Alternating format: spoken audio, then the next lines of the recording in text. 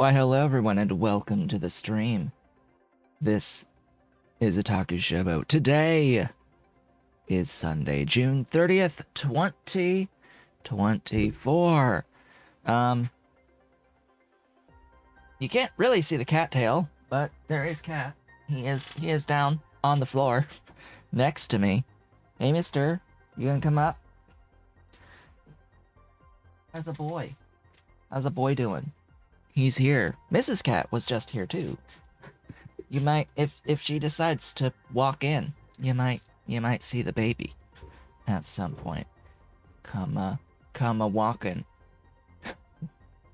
Why do you have to be like in the exact spot that is the blind spot for the camera, Mr. Cat? Why do you gotta be like right there so no one can see you?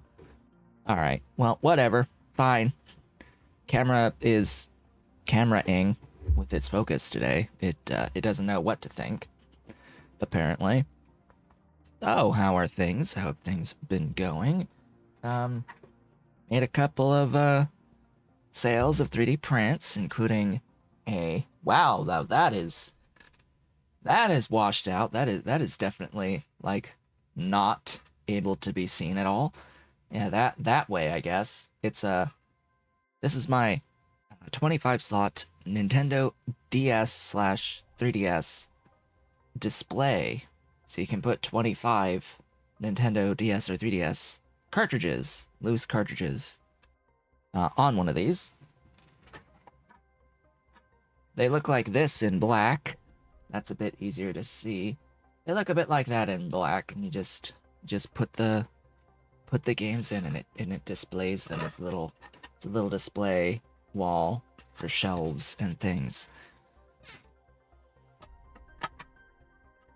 I had a sale for 2 of the black and 1 of the white, and then I've got like a 20 slot UMD storage tray that'll be going out as well at some point Monday.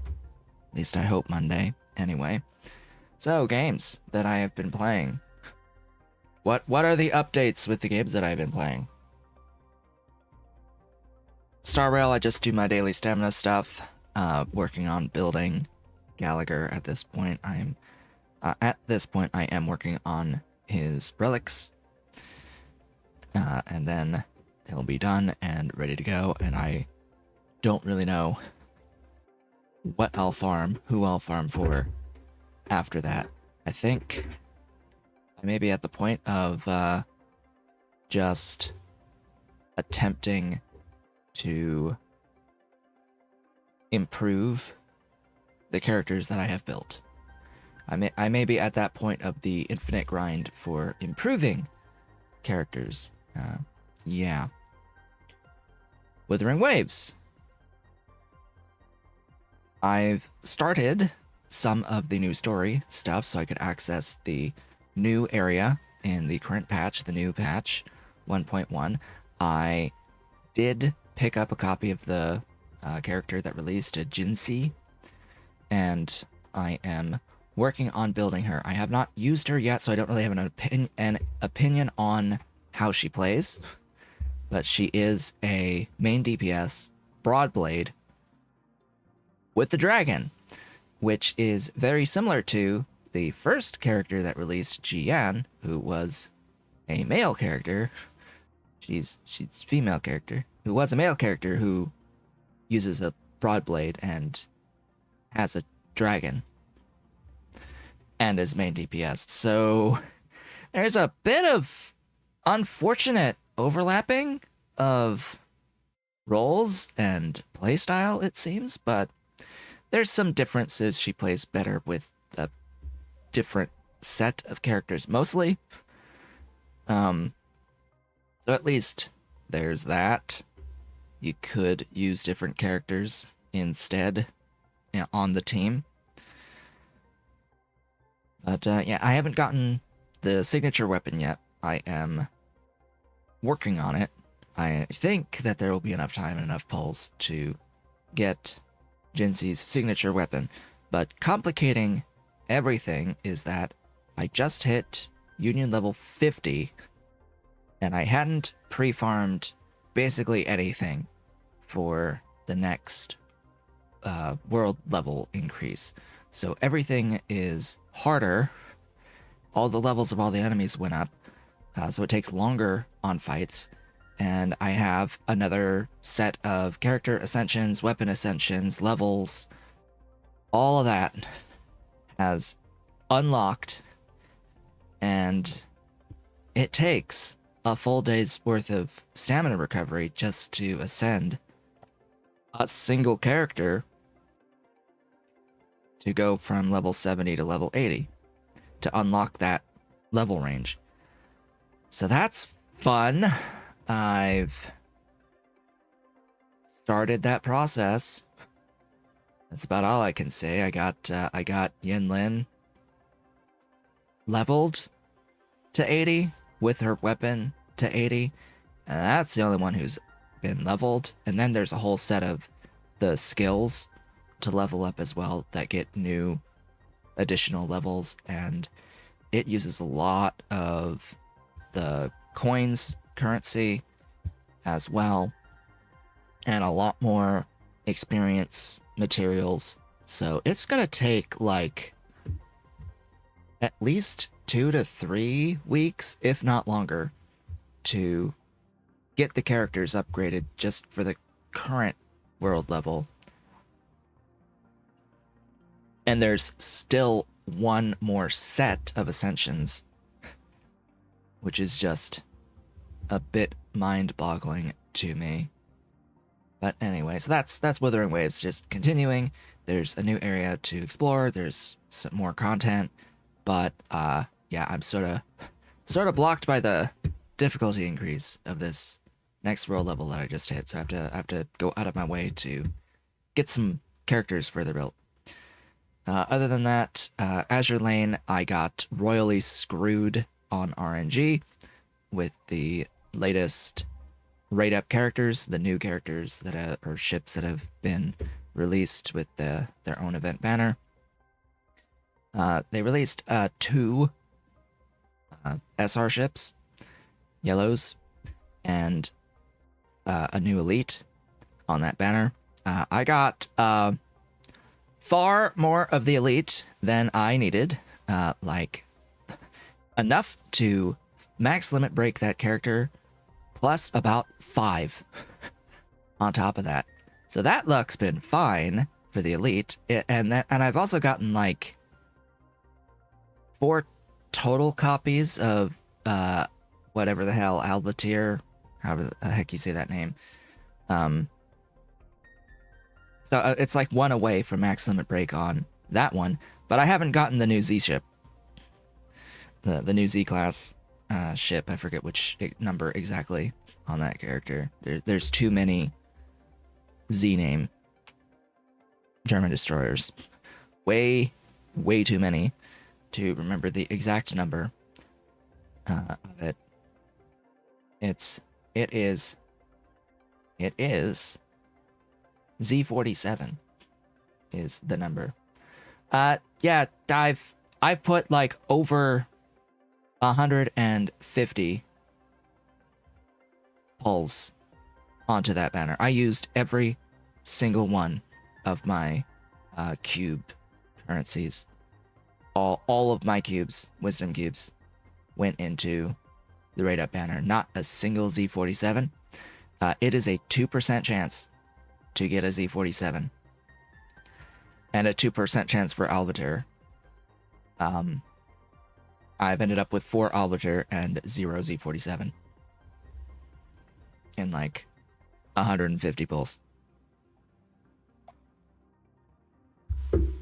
So yeah, that's how that's been going.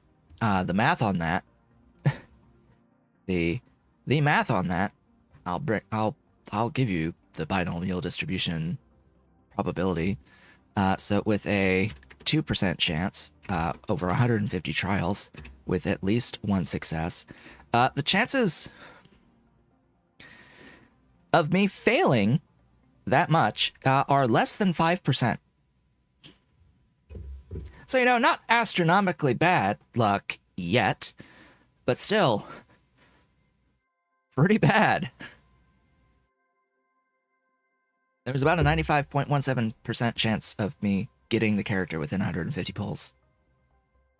So, therefore, a slightly less than 5% chance that I would fail to get at least one. So, yeah. Yeah. Not great. Not fantastic of luck on that one. I got screwed. But it was only a matter of time before I got screwed, because I've had some pretty insanely good luck to this point on my account, so had happened at some point. So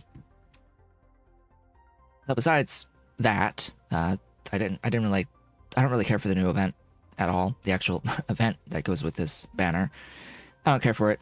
I'm just gonna get enough points for the one copy of the character that's event only, and then just not. In fact, I'm already at the point where I'm just not, because I'll get it off of daily points anyway, without even having to engage with the event from here on out. Yeah. Other games. AFK Journey.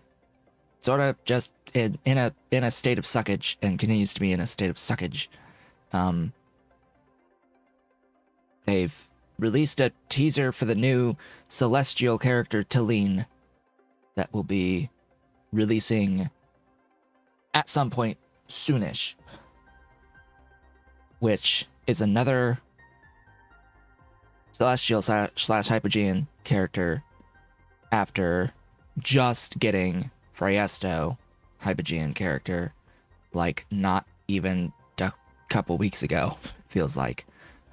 And you can't get the pulls for celestial and Hypogean characters by spending diamonds directly to get pulls. You can't just exchange diamonds for pulls outside of the few that you can get monthly through the guild shop. That you get like a very limited selection every month, and it doesn't cut it. Even paying real money, I believe that those pulls are locked behind limited purchases, a limited number of purchases in bundles. You can't even like straight up buy them infinitely for money. So it's sort of pissing basically everyone off at this point, with the rate at which, just sheerly the rate at which they are releasing that type of character. It's, if they want to have this rate of release of these characters, they need to make it easier to get the currency to pull them. Like that's just how it is. Like if they want to release them at the rate that they're releasing, and they need to add more ways of getting the currency, and the biggest one is make it cost diamonds to get the currency directly. Just let people spend diamonds to get the currency, like you can with the other banners. It's 300 diamonds for a rate up. It's normally 300 for a normal banner, and it's a 10% discount on the normal banner if you do a set of 10. No discount on the rate up. Like, you can make it double. You can make it double. Make it 600 per pull for Stargazer pulls. Just give the option. But unfortunately, I think a lot of these things will be any improvements to the game will be too late to matter. That's my thought, is that any improvements made to the game from here on out are a bit too little too late for a majority of people. That's my thoughts on AFK Journey. Yeah, I think that's my thoughts in general on all the things I play in between streams. There is one other one, Isekai Slow Life, that I play, that I push buttons. I put $1 in total of actual money for their, or it's not even $1, it's 99 cents for their 99-cent purchase to unlock a family member and a fellow. that are exclusive to the $1 purchase. It's like, okay, I'll do that at least. I don't have any other plans for anything else. Just doing it to do it because I've been playing it, getting at least some enjoyment from it. But I mean, I'm at least going into this knowing what it is, and am under no false pretenses of what it is. It is a game where you pay for power, and that is the game. Which is exactly what AFK Journey is, but AFK Journey has a lot of it really tries to sell you on it not being what it is. It really doesn't want to have that reputation, but it is what it is. It is a game where you pay for power. It is completely pay to win. It is designed to make people pay more, designed exclusively for people who have a lot of money to burn, and massively rewards spending more money. And the more money that you spend, the more rewards you get. So the higher you go, the bigger the disparity between you and the people who don't pay. And that's exactly what Isekai Slow Life is that I play on my phone. But at least with that one, it doesn't pretend that that's not what it is. Because AFK Journey tries to pretend about it. It says that it's super generous. It says that you can play it for free. And while it's technically correct, you're not going to get anywhere. You're not going to get good rewards for participation, no matter how much time you put in, unless you spend inordinate amounts of money. Anyway, that's that. I guess one other like newsy thing before we get into the game today. I think I know what I'll play next. I think we're going to be playing a demo once we finish with Planet Crafter for a new game. A demo for a new game that will release eventually that is very similar to this. The game in question will be Eden Crafters, of which the demo is Ocean World Eden Crafters Prologue. It is currently available for free on Steam. It is giving you access to, seems to be a bit much. You get an ocean world that you can build a base on, and the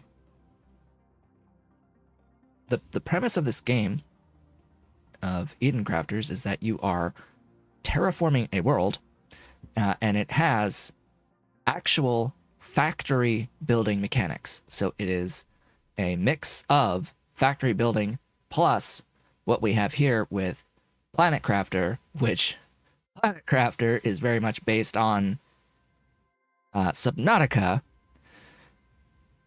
So yeah, like it's gonna be this mix of like bit of exploration and terraforming with factory building for the purpose of terraforming. So it's like, okay, cool. That'll be nice. I want to have a look at it. We will look at it together. I will go in having not played any of it. Maybe just see, like, get it set up so that I know everything is gonna like work for the stream. But yeah, we're gonna do that. We're gonna do that after Planet Crafter is finished, which should be relatively soon. Relatively soon. Our goal today at our 1.29 terraforming index is that we are going to be pushing as hard and fast as we can to upgrade and finish the game, pretty much. We have to get to 5 to unlock the thingy to leave the extraction platform. Gotta get up to 5, and we can go from there. So oh my, yes, that's right. I went a little Perhaps a little overkill on the butterflies. Right, and on the frogs. I may have gone a little overkill on the frogs. Oh god, and that's so many bees. Okay. Okay. Yeah, alright. Well, we've unlocked mammals. The ability to build animal shelters and animal feeders. So I suppose that should be what I work on here first. Have I built? Yes, I have built a creature DNA. I am going to need 4 more because each of the shelters will hold 5. I have messed around a little bit with this, and I know that the animal shelter can house 5 at a time. Now, where did I build the things?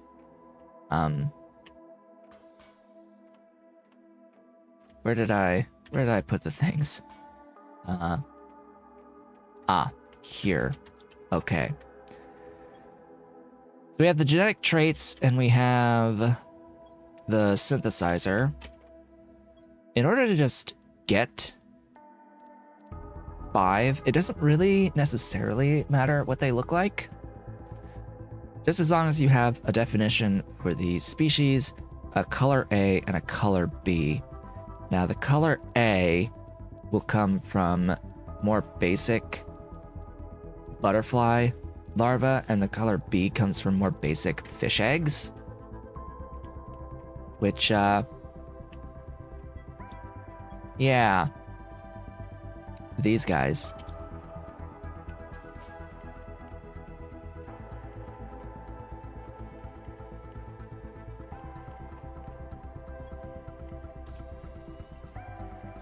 Serenas don't.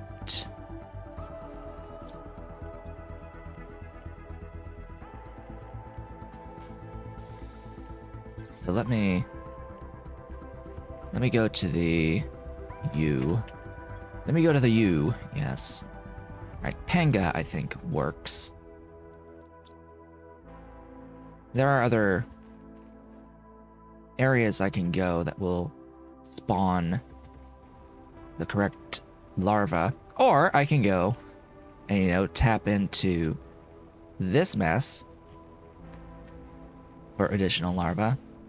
Gosh, I have to get used to this base again.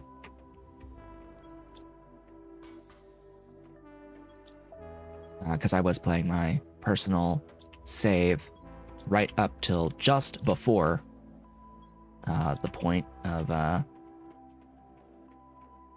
winning. Yeah, right up before winning. Alright, the Ulanis will give me bees, I think.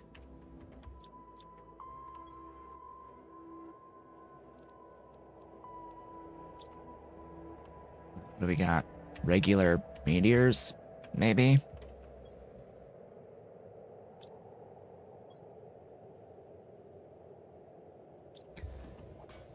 I think I'm also going to want...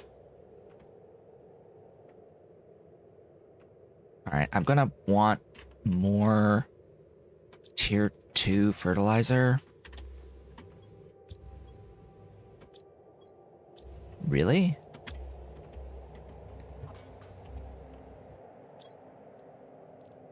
What's your problem? T3 mutagen, phytoplankton B, tier 2 fertilizer.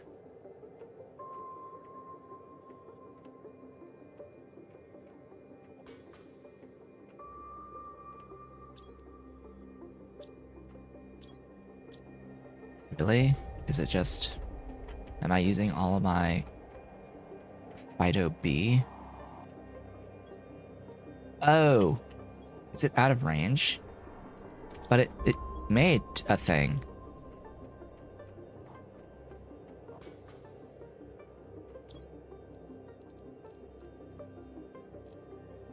It made it. Oh, you know what? It's making it out of this.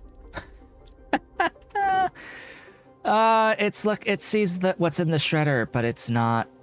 It doesn't see the other phytoplankton. That's why I haven't had issues. Okay. I do need to make another autocrafter. 2 autocrafters. No, where's osmium? Over here.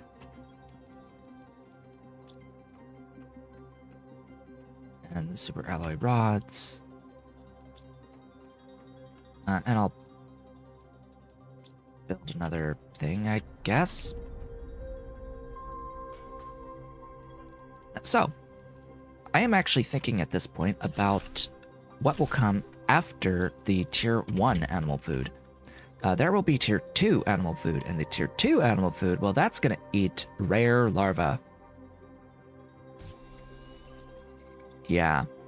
It needs phytoplankton C and tier 2 fertilizer. So we have 2 things here eating tier 2 fertilizers.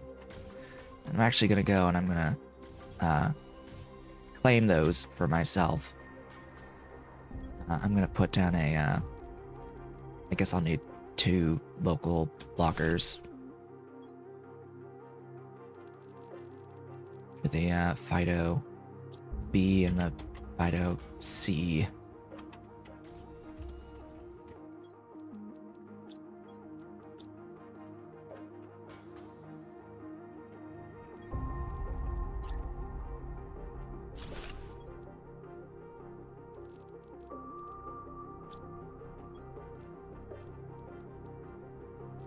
Yeah, I'm sort of gonna need those as well. Alright, you.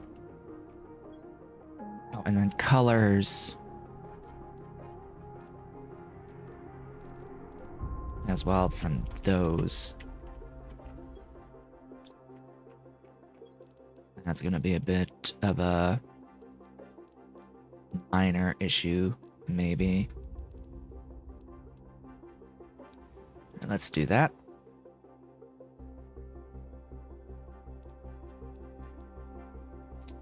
We got 1 A, but I will need more. I'll take a B. The B is a species type, species 1. Silkworm would give species 2, and rare larva would give species 3. I believe this one is a species 3. I don't want to really make another silkworm. I need to drink. Drink! Maybe this will give me something at some point. I can set the shredder to import all of the different types of larvae that the ecosystem produces, but only after it makes one, which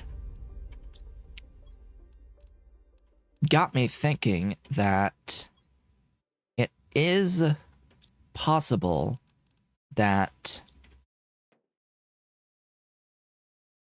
in order to request the cocoa and the wheat, I would need to make some manually first. It is entirely possible that that is how this would work.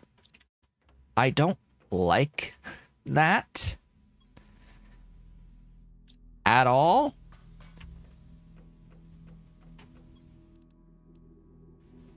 The game should know. It should just let me pick whatever. It shouldn't be tied to whether or not I could make it. Like, it should be a setting that I could set at the very least, because I do understand not wanting to spoil the things that exist. But it is exceedingly inconvenient if you know already what exists. Like, come on. Like, come on. Other stuff. This thing, this DNA manipulator already spoils all of the types of larvae and eggs. Well, except for the ones that you get from the trade rocket, but by the time you get this, you have access to the trade rocket and can see the stuff from the trade rocket. So this would fundamentally spoil anything that you've missed already. Like, if I can build this, I should be able to request or demand everything from it in the shredder. So, if I can get the cocoa eggs and the wheat, I should be able to demand the cocoa eggs and wheat. I shouldn't have to physically make a cocoa pod or wheat before it appears on this list. Like, that simply should not be a thing.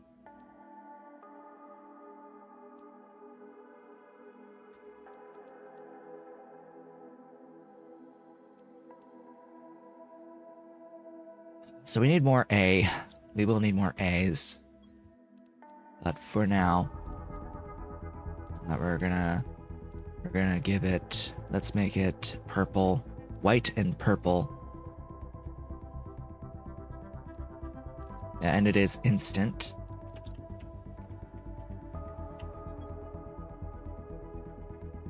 So the rare larva will do everything else as rares. Unless I want to make a silkworm, but whatever. We'll be fine. So step 1 is get mammals. Step 2 is scale everything into like massive amounts. Alright, that's 3. We need 2 more. But we do need 2 more color A's, which... Do these give me any color A's? No. So plants will give color B's. The frogs give like skin patterns mostly, or bioluminescence.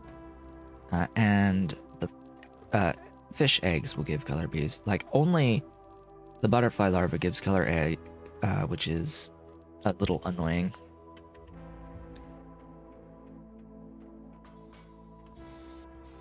Is a bit annoying. I don't really like engaging with the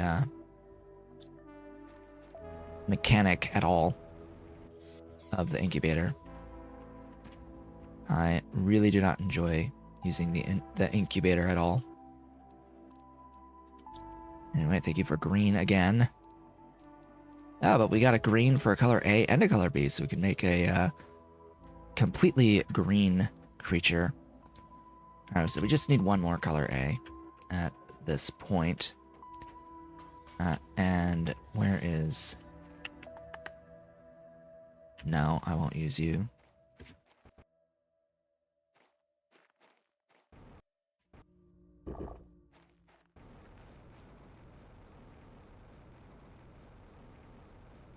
Also, I don't remember if I got...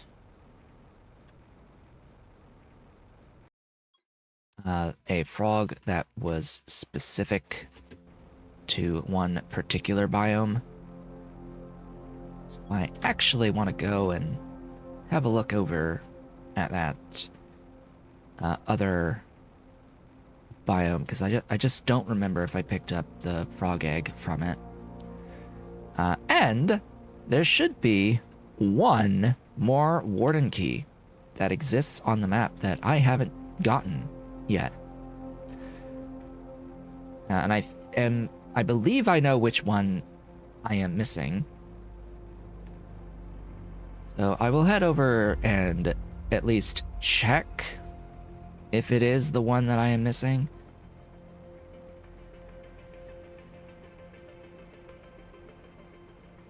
It's actually the one that's at the big warp gate. In the middle, underneath the warp gate, there is a spot for a warden key. I say this because on my personal save, I believe I have picked up every single warden key in existence, and there is 1 extra. There is a +1, Well, by +1 I really mean +11, but you know. I think it's this. Right here. Let's see. Have I picked you up? I did! Well, that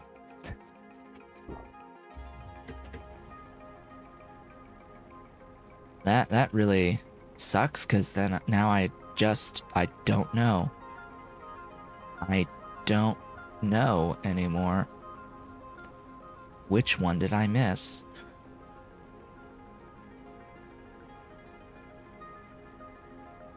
I really just don't know which one I missed at this point. I would have to go through each and every single one again to see. Where the hell is this entrance? What? Oh, you know, it's...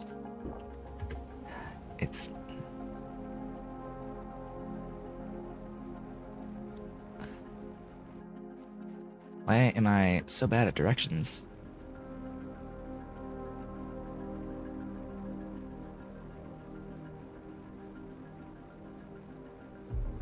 It's on the other side.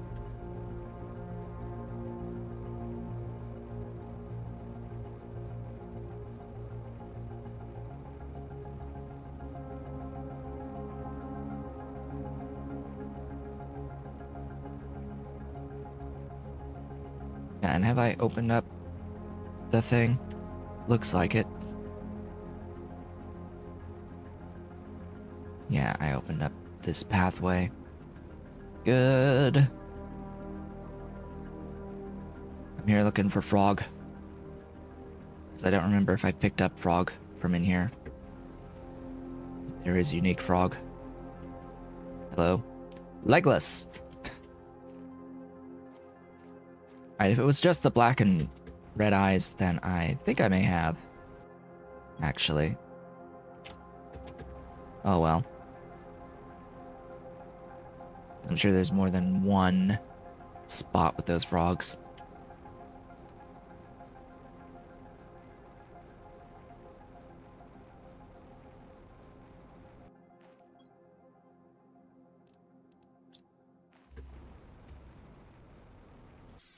Nothing? Alright.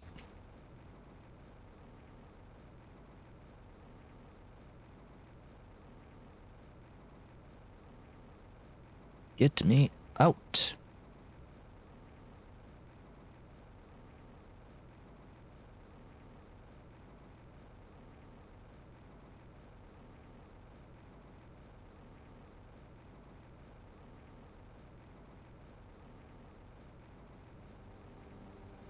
Yeah, I really have no idea which warden key I could be missing for the +1. It's weird. Very weird. Could have sworn I've gotten all of them, but whatever. It'll be fine. I have 10. That's all that matters.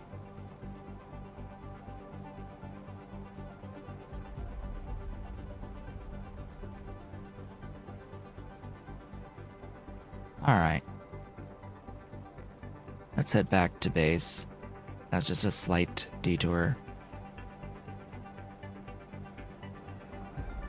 Yeah, there should be, I think in this area, a specific type of butterfly larva that can spawn. But I have spent way too much time in this save waiting on butterflies to spawn, butterfly larvae to spawn. So we're not gonna do that this time. Not today. I would rather not today. God, all the stupid bees and butterflies eating up my game frame rate. Okay. There's more A's.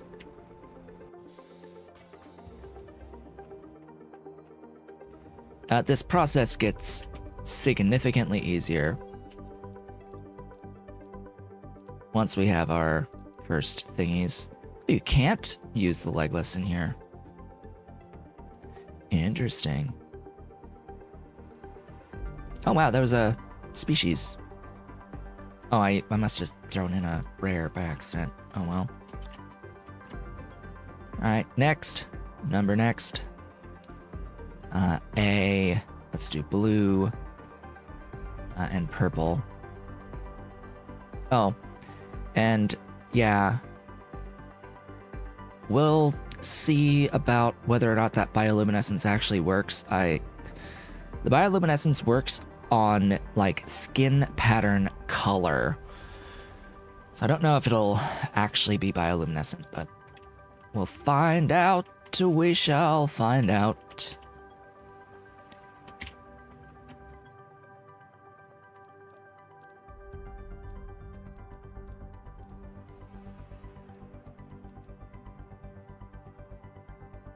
Alright, what do we need to build the thing? Silk circuit methane cartridge. Oh god.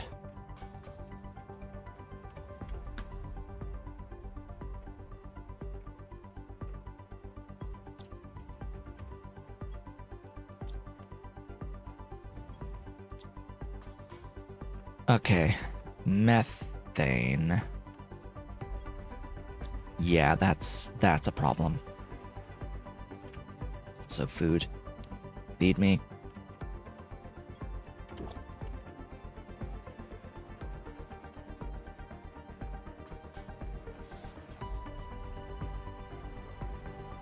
I will do this over here. Alright.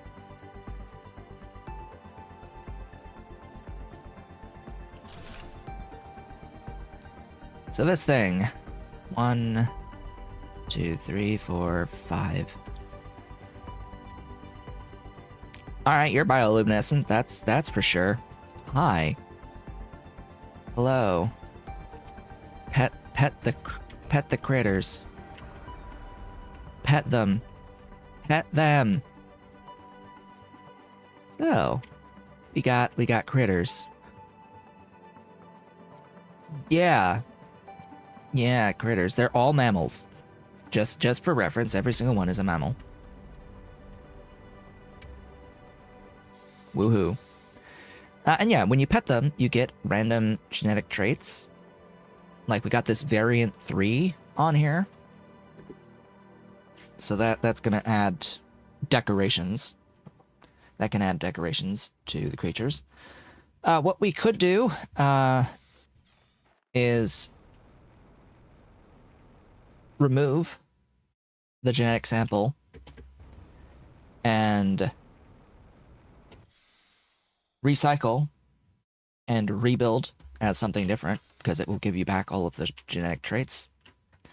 However, what we need to do now is we need to build an animal feeder. We need water, circuit, bioplastic, honey, and silk.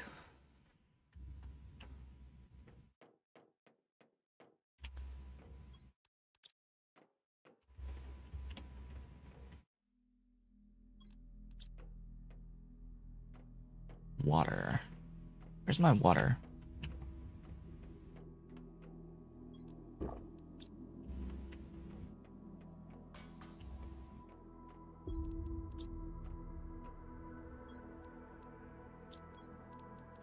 Alright. Water, circuit, bioplastic, honey, and silk.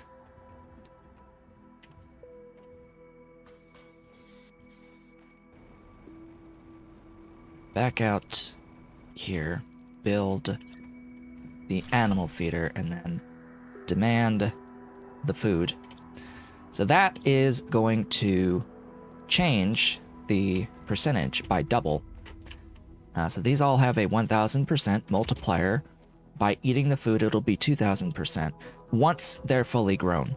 That's the other thing. It takes time for them to grow. And I unfortunately have to take a break really early today because I have to go to the bathroom.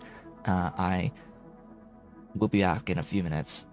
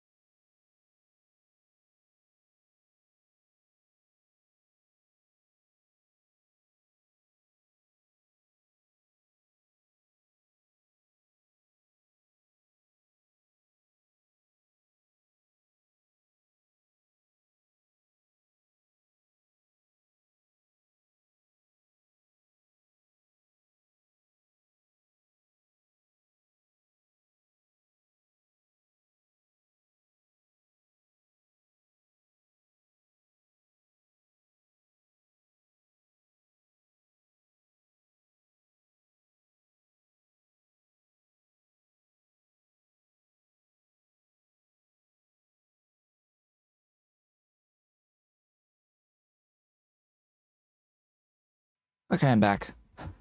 Back from break. I am back. Come on. I am back.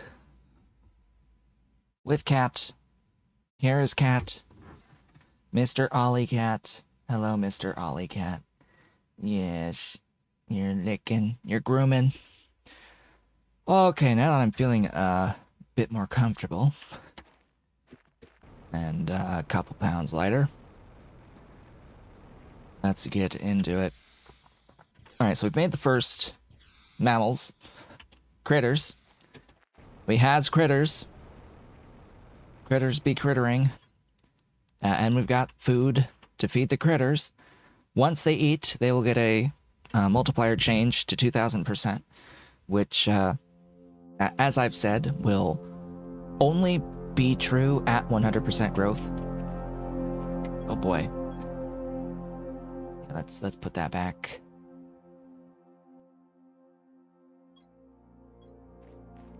Will only be true at 100% growth. Oh, and it's also, I think, based on real time for collecting the genetic traits, which is a little odd. But you can just go through all the creatures every so often and just grab additional genetic traits from them as you go. So we got a species 1, a variant 4, a color A, another color A. We got that color B up there, so yeah.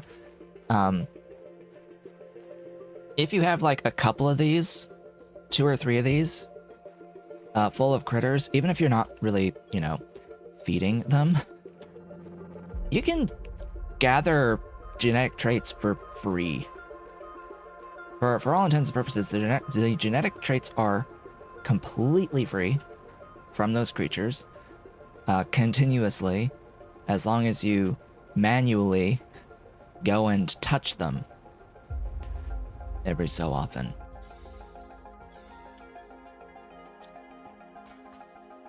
And of course, you're going to end up with a whole bunch of random genetic traits that you can then use in the rockets, the animal rockets. Okay, all right. We need a lot of scaling. Now that we have done that, we need to scale so hard. And to that end, I am going to need an infinite number of gas extractors. And I'm trying to remember where the actual hell I have iridium rods. Hi. I don't really need that many right now, because it's only 1 per extractor. And I will need super alloy, the regular super alloy, circuit boards, and zeolite. Well, I have those. Super alloy.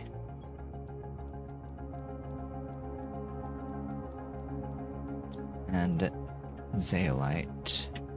Standard zeolite is over here.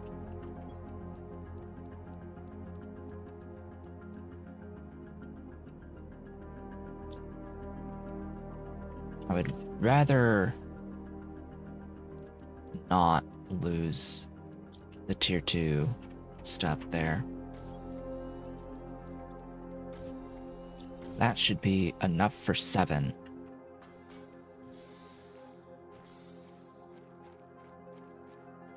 So what I need is a lot of the methane canisters.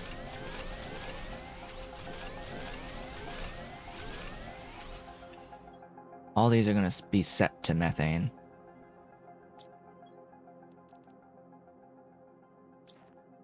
And then I will need to build infinite farms for squash.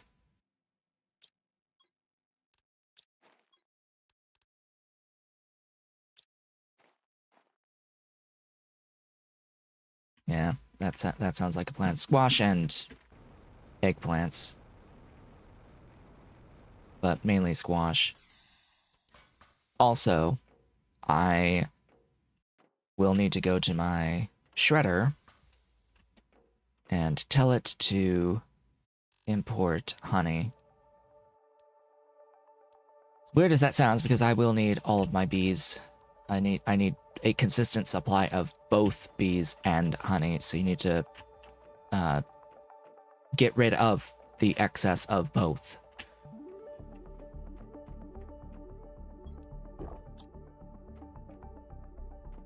And that's how we're gonna do it. Mr. Cat has left me. He's left me, so we don't need that camera. To go drink. I am tempted. Hello? There we go. Again. There we go. I am very tempted to put a manipulator down to reduce the production time. But I don't think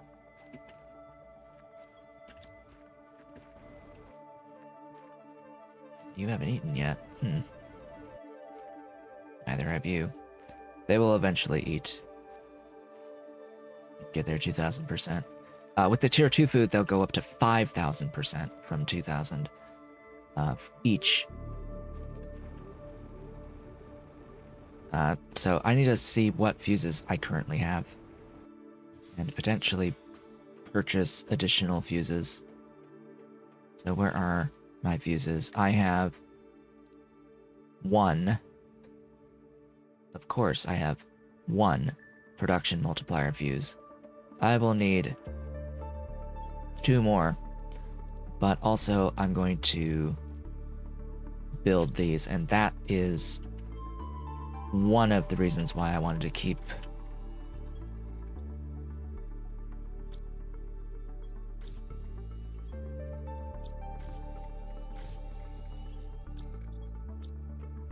the tier 2 fertilizer around.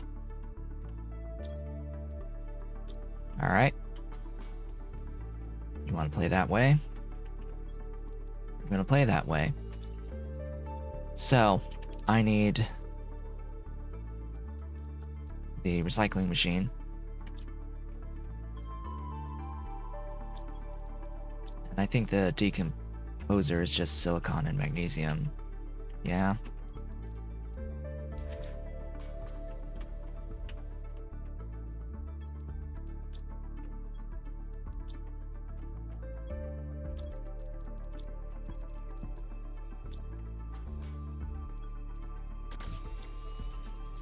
We're gonna leave. Go to some other building that I've made. Build the recycler, and we're going to recycle the rare larva because that will return. God. That will return T2 fertilizer. You know, I think I have to move this like so.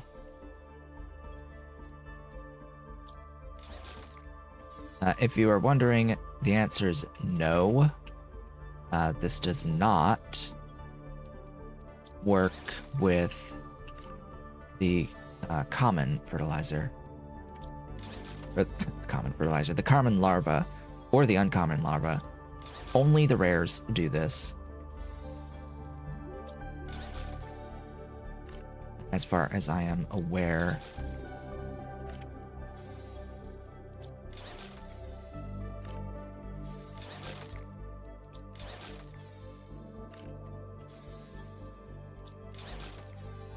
And I'm so glad that they do. All right, we'll leave it at that for now. Go ahead and just drop those. They're free anyway.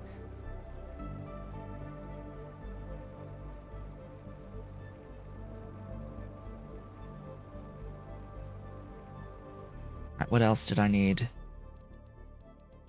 Tier 1 fertilizer, super alloy, and water.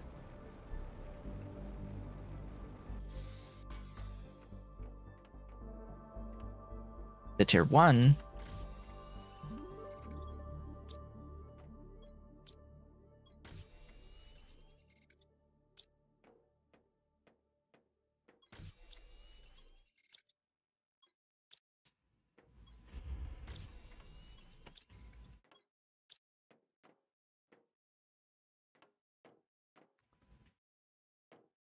Okay.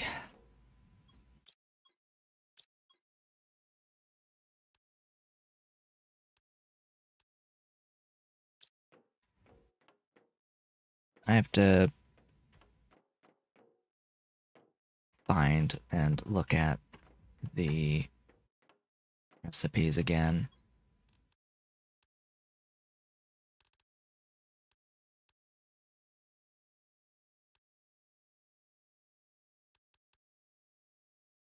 Eggplant, sulfur, 3 algae.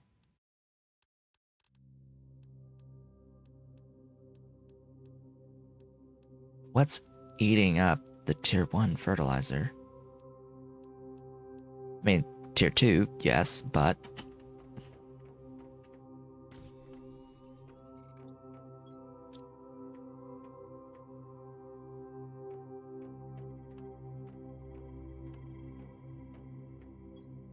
Aha.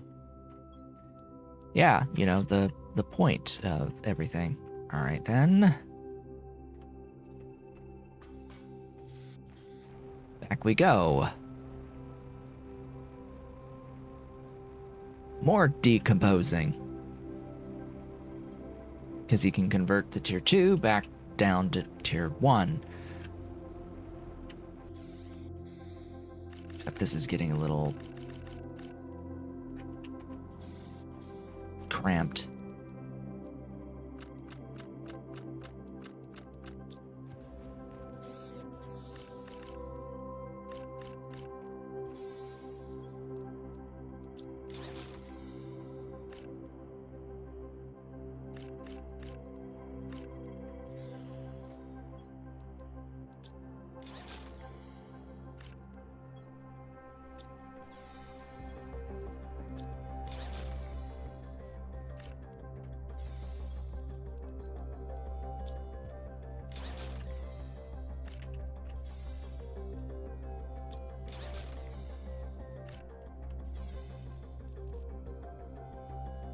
What am I gonna do? What am I gonna do? What am I gonna do?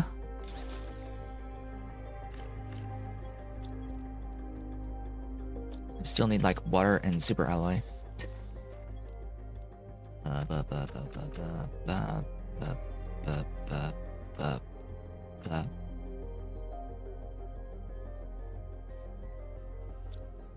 Good enough. 6. Enough for 6.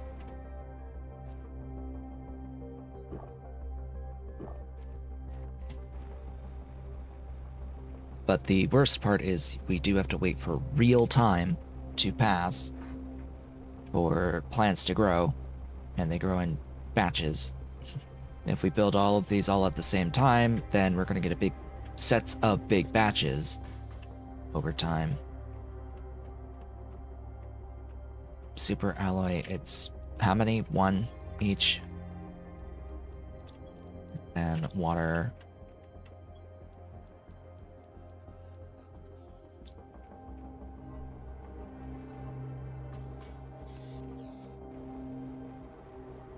Where's my farms? Okay, so currently I actually already have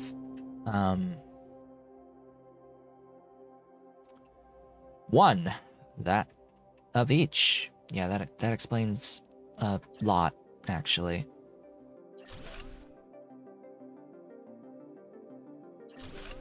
Ugh, the lag.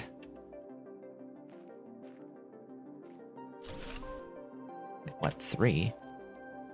Oh, bee larva. Okay. Sure. Needs more bees. Bees. Give me bees.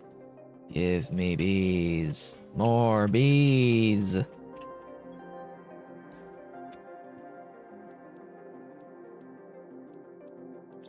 That's enough for 3 more.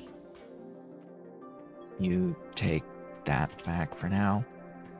My emergency stash of D2 fertilizer.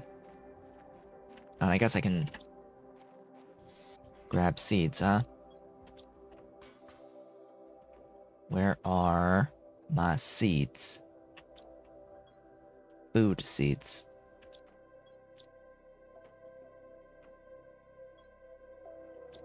Proper food seeds.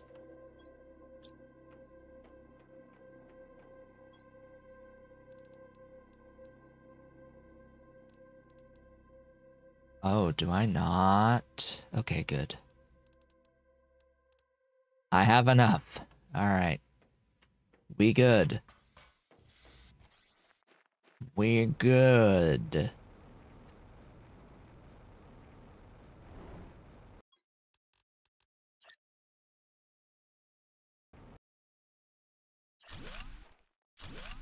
Excuse me? What? No,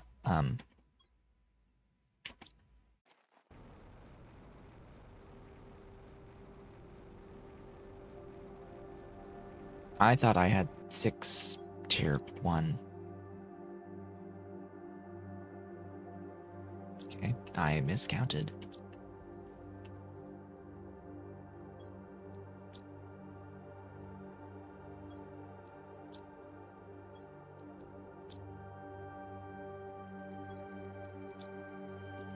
Well, either way. Let's go get another tier 1 fertilizer then. Would you happen to have any here? No. Right then. Back we go. Now, why do I have to go all the way over here to deconstruct this stuff? That's because if I do that, in my base, the autocrafters will see the stuff on the ground and pull them from me without my consent. Because it'll just see them and do the thing.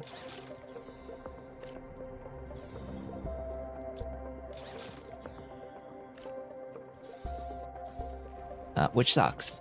Yes, absolutely sucks. But that's just how the game works. With the autocrafters, it sees everything on the ground.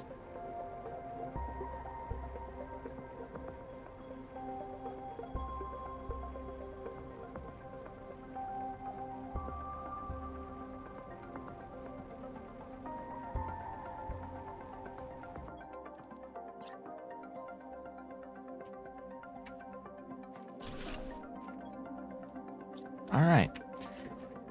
Better.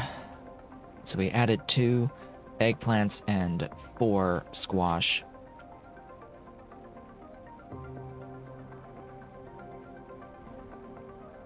It will ideally be enough.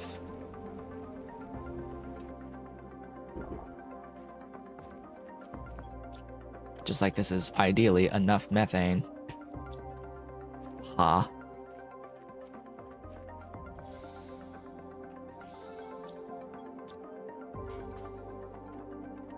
Because now we are limited, I think, by eggplant, actually. So I may swap that ratio a little bit. Because it is technically 2 eggplant per tier 1 fertilizer to 1 squash per tier 2.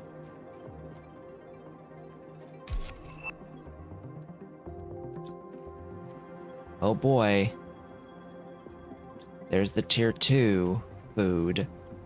I will not be able to get a consistent supply of that tier 2 food because, well, guess what? That recipe uses the rare larva. So in order to use that recipe, I have to solve this fertilizer issue.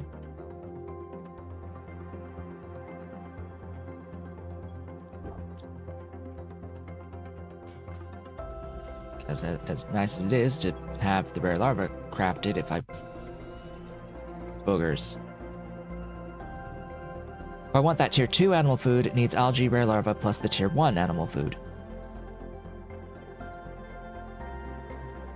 And this is the times 5 versus the times 2. So it's really good, but this stuff needs more fertilizer. Tier 2 fertilizer. And since you need a common... to make the tier 1 animal food, and a rare to make it tier 2, that's 2 units of that tier 2 fertilizer that you need. So it adds up quick.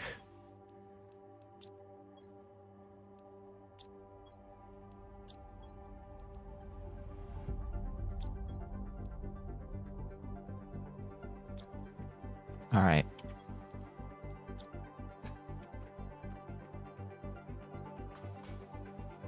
While that adjusts, I'm just going to look at my terraformation numbers here. Where is my this?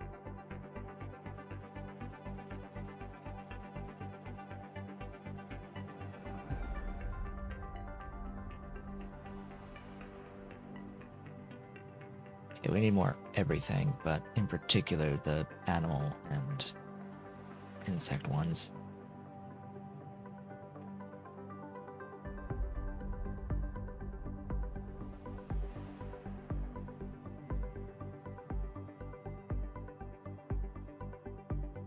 How many animal ones have we launched? 9. Oh. More insect ones then. That's gonna need bees directly.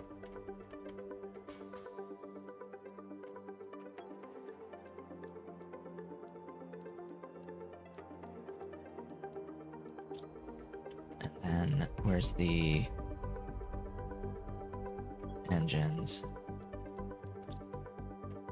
Downstairs, I think. Oh boy. Okay. Didn't realize I did that.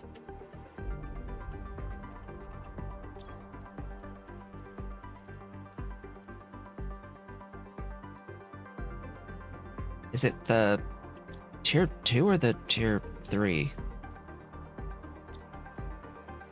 I never remember the insect one. It might be the tier 2, but where's my thingy? Thingy!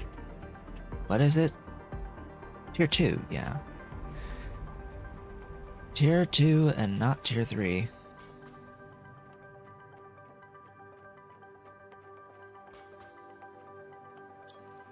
What is tier 2's? Larva, of course.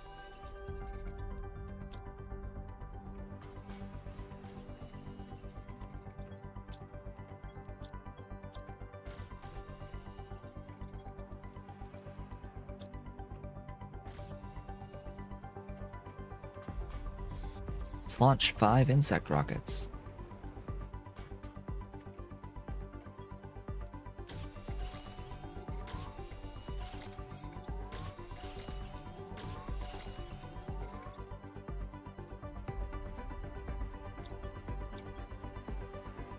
Seriously? I can't math, apparently.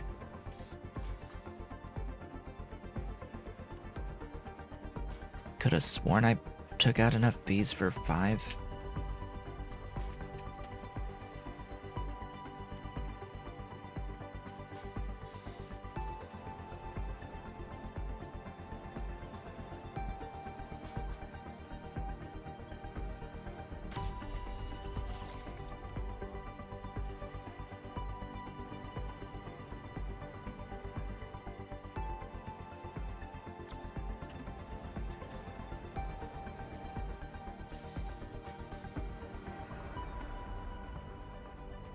So this thing could be so much better if it automatically made the traits for you.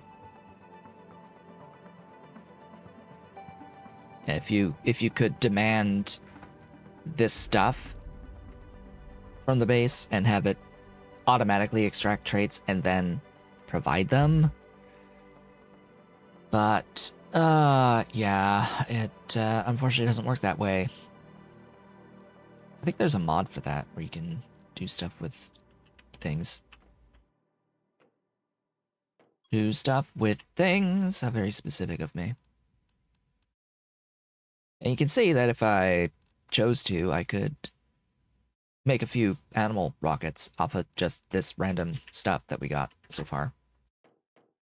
Just the rate at which you can get DNA samples once you have creatures on the map is pretty high. Actually, pretty high.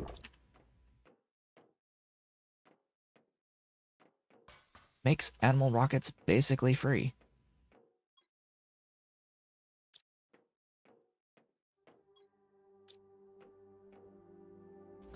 Down. Thanks. Want to see my numbers. My numbers. Beautiful numbers. Going up. Continuing to rise. We still need more insect numbers.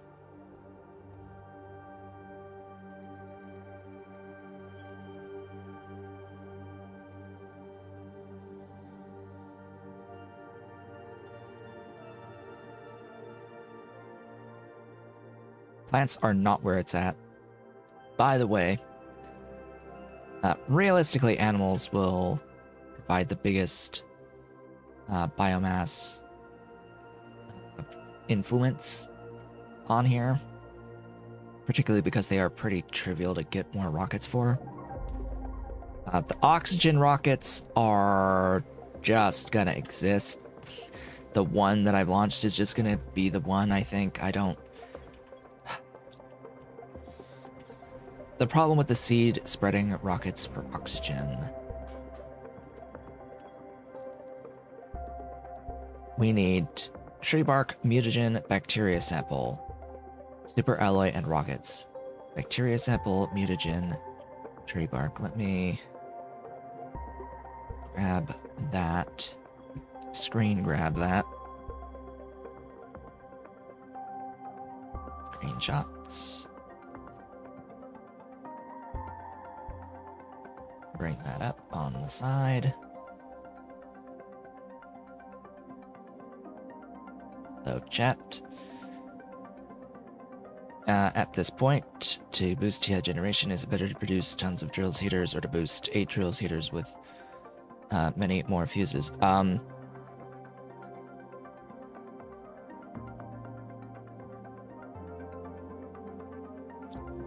As well as a question about the resetting the counter for the petting. The petting, I think, is time-based. I'm not exactly sure if resetting the creature, I don't think it's gonna give you infinite traits. It has a separate counter. They've thought of that real-time counter before you can get a new thing from the same sample. As for the fuses, use the fuses that you have. Try not to go too far out of your way to get more fuses, because it's going to be cheaper to make more buildings. And then the other part of it is, generally speaking, launch as many rockets as you have the max tier buildings. So if you've launched significantly more rockets than you have max tier buildings, like I have here, generally speaking, gonna be better to build more buildings.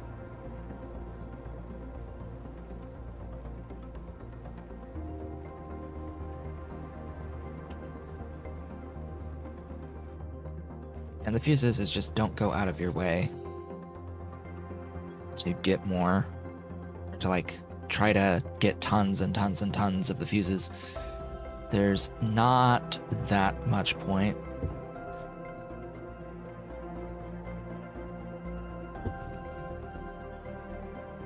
Now, if you're doing a rocketless challenge, you're probably gonna run out of usable space. At which point, then you're pretty much forced into the uses, assuming you at least allow yourself the use of the trade rockets. Just if you're not doing these rockets. Yeah, so I could stand to build a lot more heaters. Those cost a lot of resources too. And how much? I was gonna look at my power. How much power? Not a ton. 3,500 is generally not much. Yeah, that's not even enough for 10 of these heaters. So I need more of my pulsar quartz. Hello?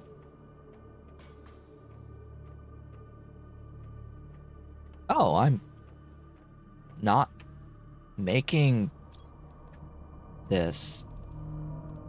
Please, for the love of God, make pulsar quartz.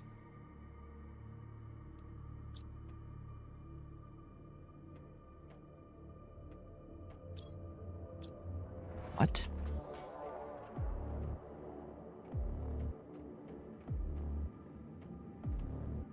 You know, build.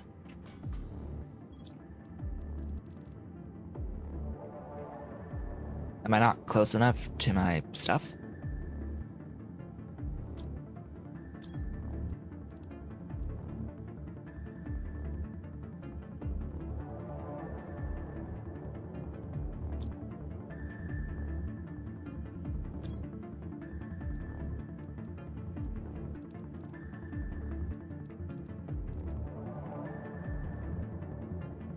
I wish this told me the names of the lockers on this list, on this inventory list that's within range.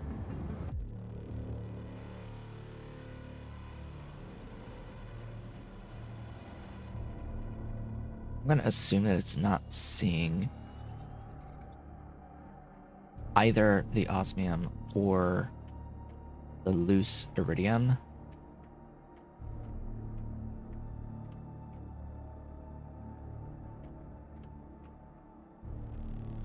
Frankly, I think it may be the loose iridium that it's not seeing.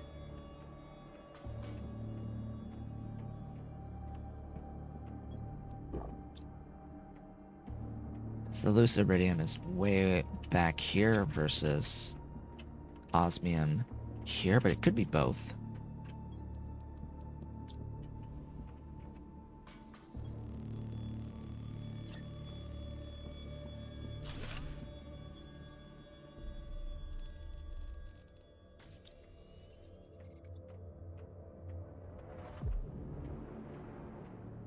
Humma.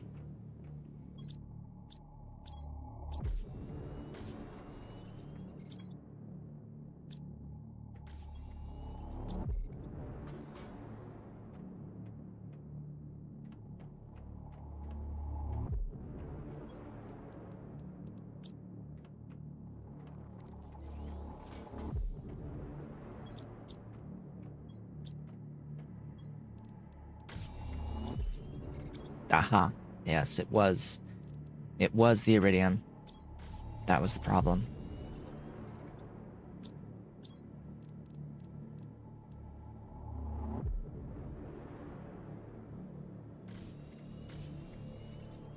Or not, exclusively.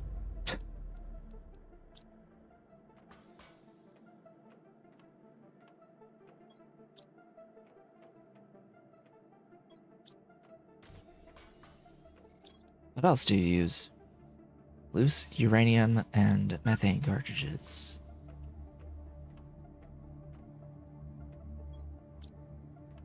Loose uranium? Aha. I see.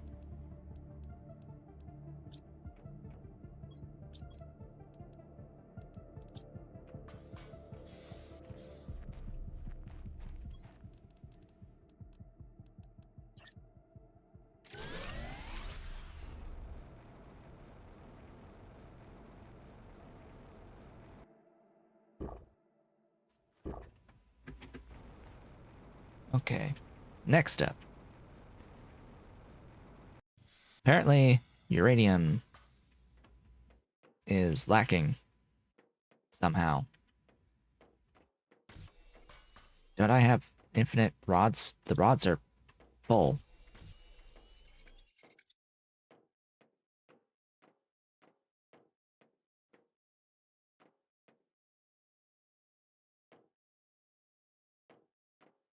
Really? I also don't make the rods local. Huh. Okay, then. Give me... Try to make 3.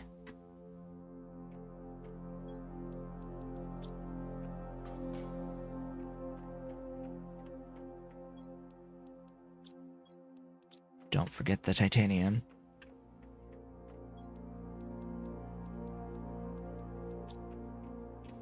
Keep doing that. Because shift is run in this game. And then tab is bring up your inventory list. So I very often will hit shift tab, which brings up Steam. Where's my teleporter? Where's my teleporter?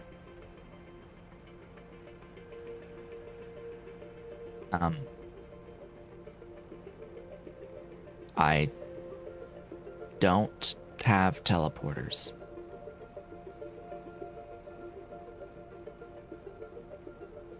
Cool. Great.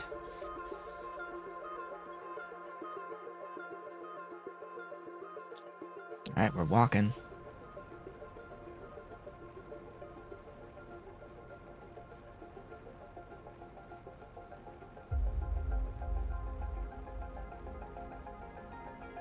We are walking.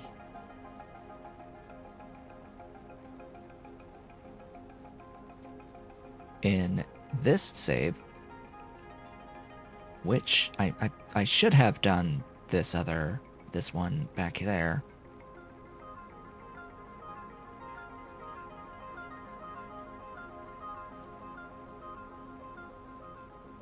Because of its proximity to the rainbow caves.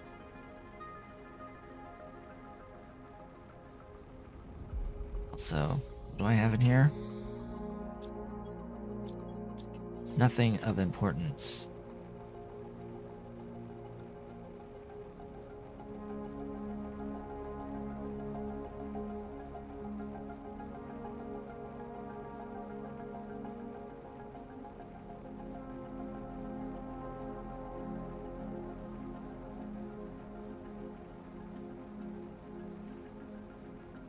Back over here. There is a teleporter. Where the hell? Hello? Am I just blind? Yes, obviously I am blind.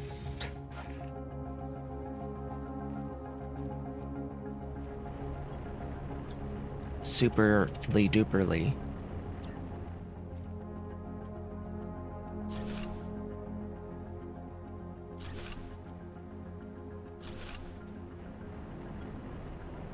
Uranium.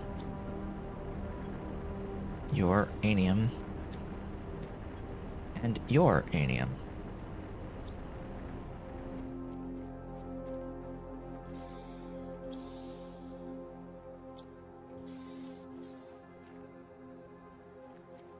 This can only see 2 of those 4.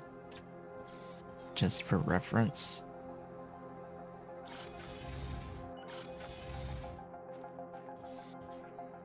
These do not need to be placed outside, by the way. You can put them indoors.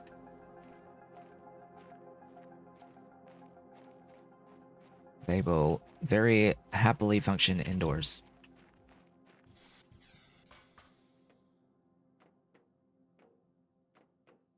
How's this doing now? 2!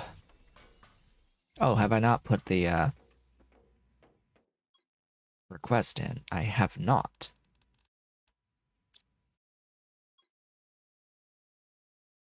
Yeah, that's a few more. That's what I thought.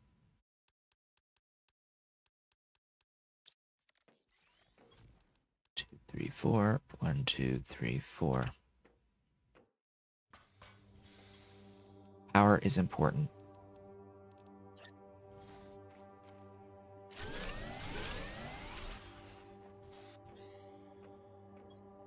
Better. Slightly.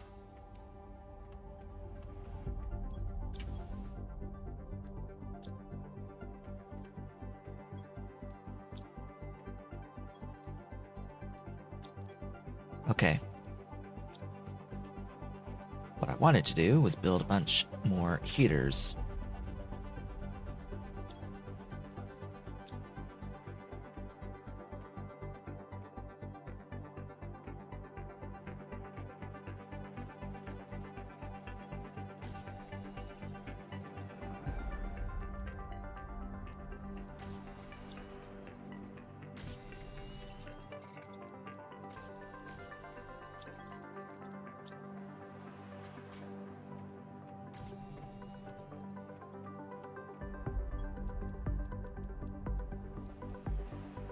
It's 3 each, though.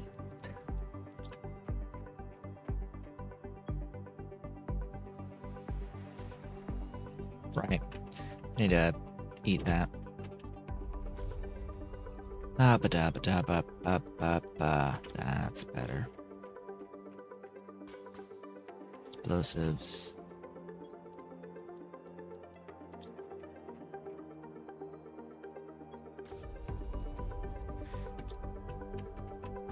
Okay, that's enough for 5.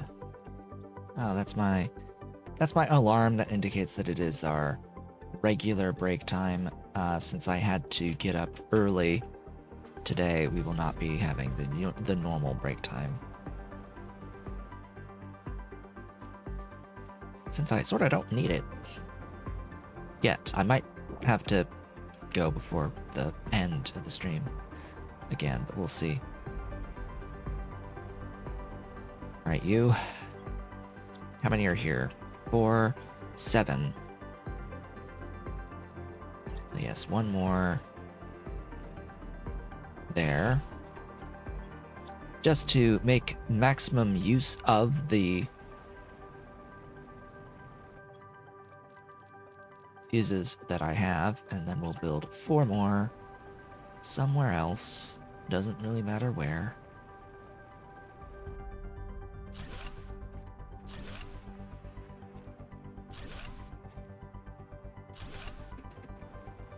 Okay.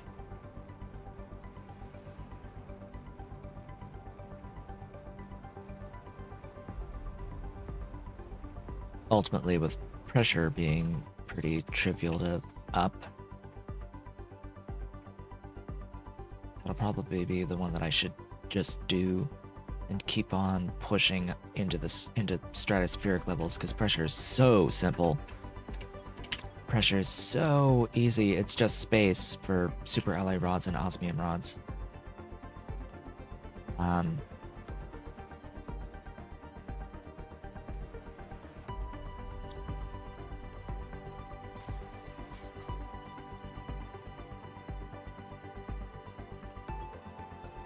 Like, that's 5 right there.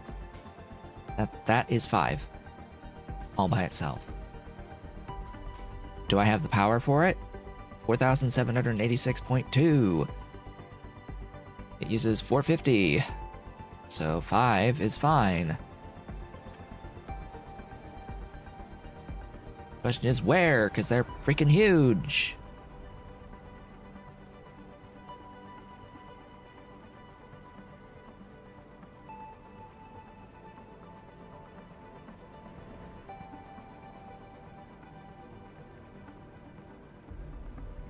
They are insanely huge.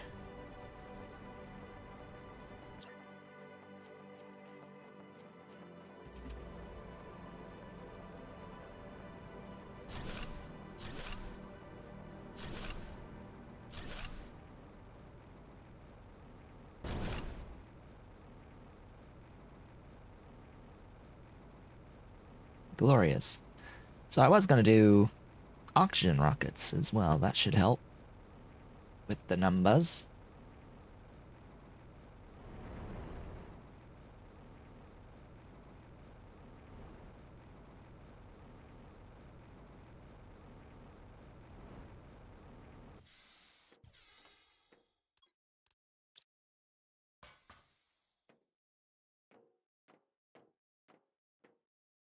All right, so the question is, do I have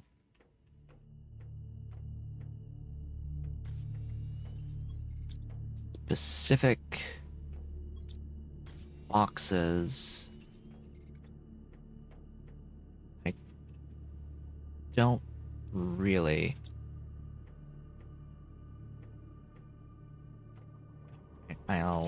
I need to do that.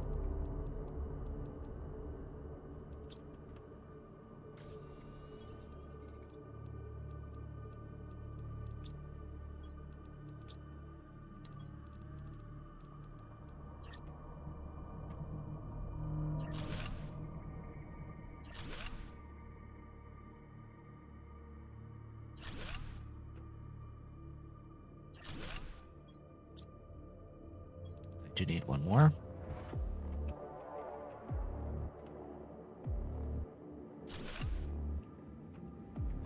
All right. Bacteria samples.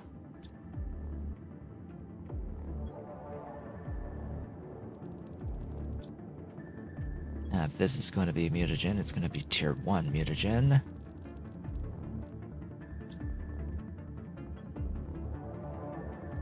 Tier 2. Tier 3. Tier 4. I guess I don't need you, actually. But I'll keep you there anyway.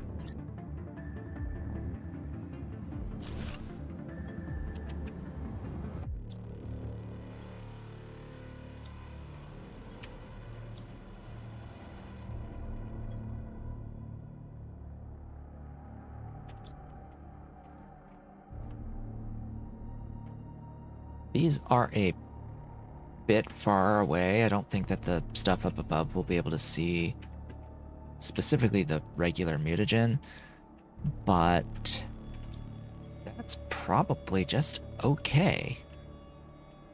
That's probably all right. Is fine. Is dandy. Question is, why no bacteria samples at all?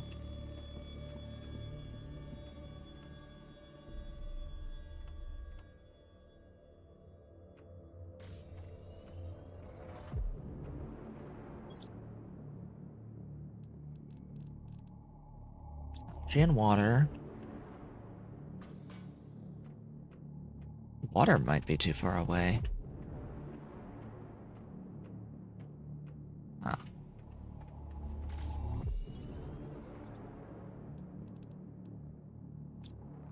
Bring water, I guess. Here.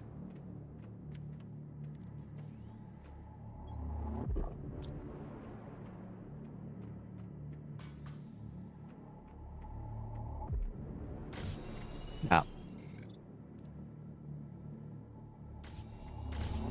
Really? Unexpected.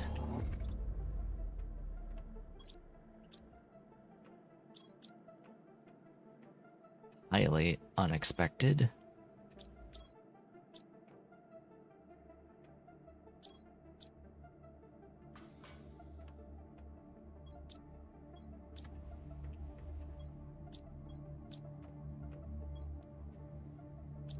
Alright. To have an algae be lacking is the best thing.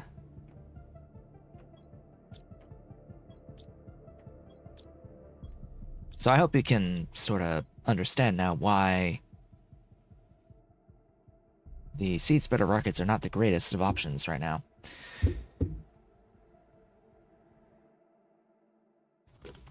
we're not going to have any bacteria samples, like, at all. It's just the throughput is severely lacking.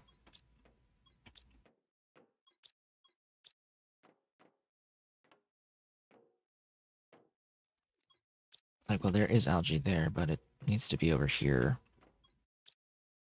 to keep making bacteria samples in particular.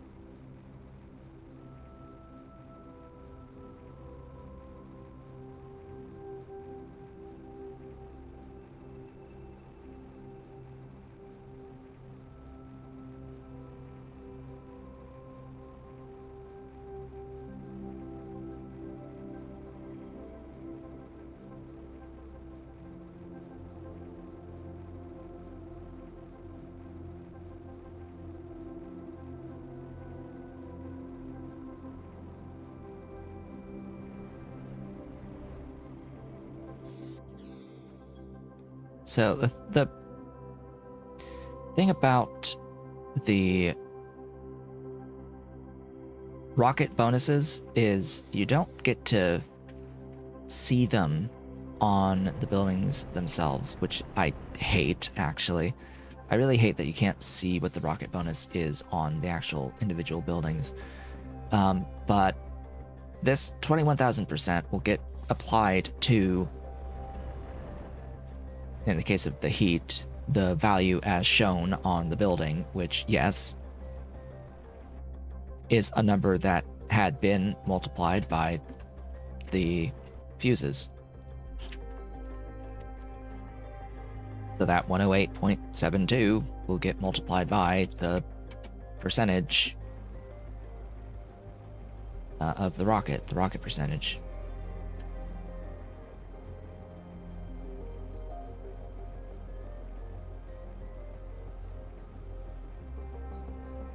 But that rocket percentage is going to apply to all of the buildings, whether they're affected by the fuses or not. So,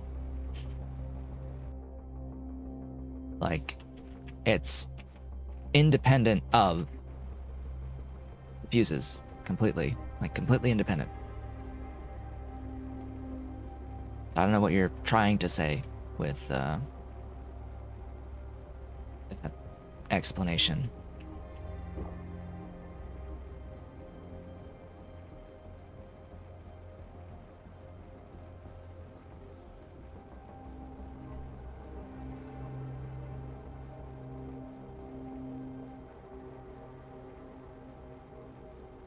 Because you could add an equivalent number of buildings. Like there exists an equivalent number of non-multiplied buildings that would have the same effect, ultimately.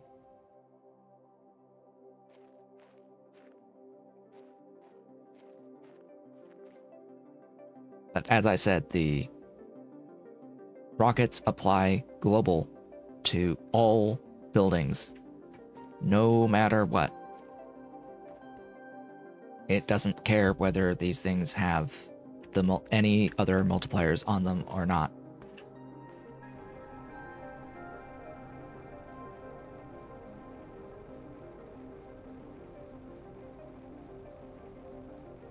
It's like, so what? It doesn't matter. Use what you have. Yes, but the fuses are a limited resource. And the resources for making more buildings, generally speaking, are not limited resources. by this point in the game.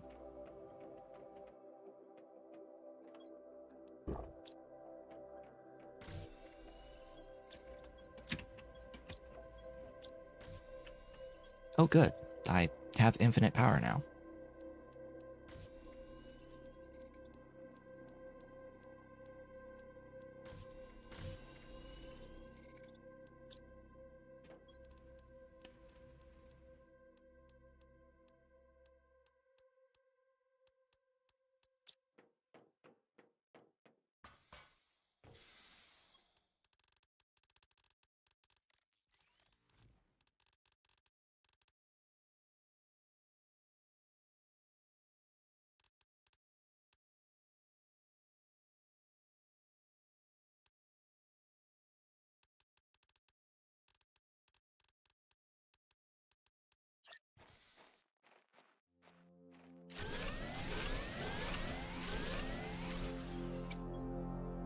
Oh, I somehow miscounted.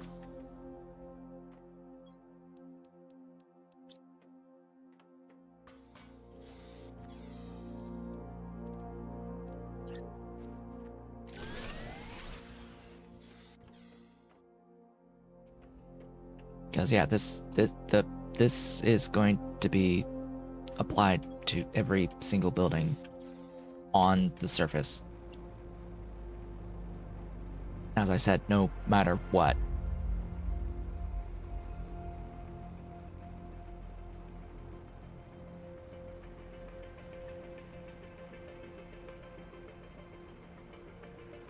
It really makes no difference to the game whether you're using the fuses or not with the rockets.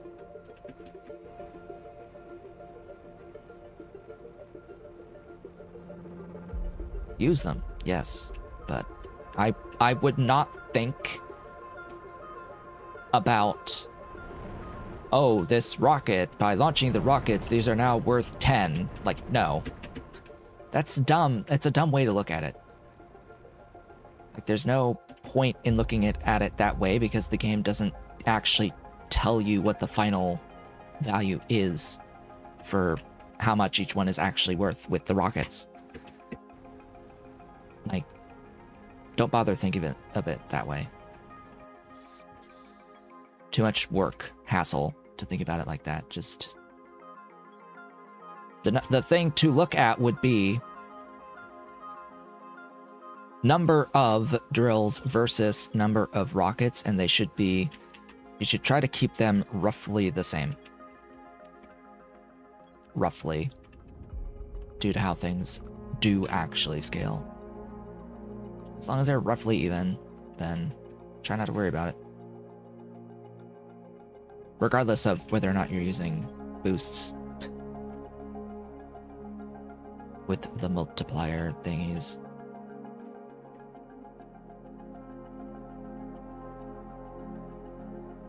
Let your multipliers be multipliers. Give you more than what you've got.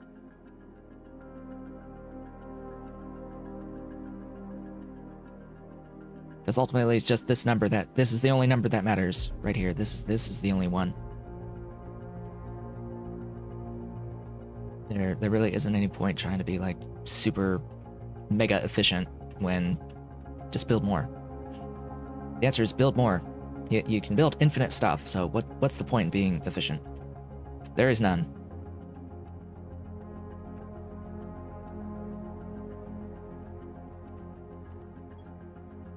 Close to 10,000, okay. Lots more room for lots more scale. Speaking of which, taking my own advice, I have 26 and there are 24. So more rockets are required.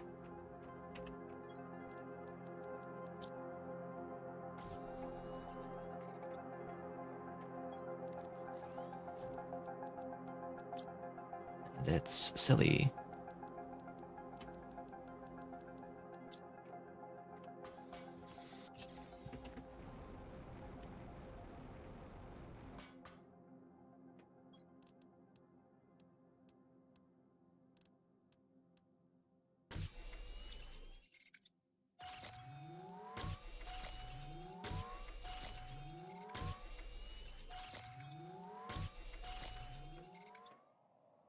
Go, be free, do your mating dances.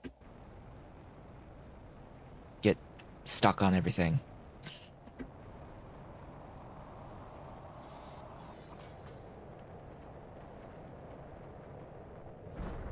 I went up and I wanted to look at numbers. Numbers. Numbers go uppies. Glorious numbers go uppies.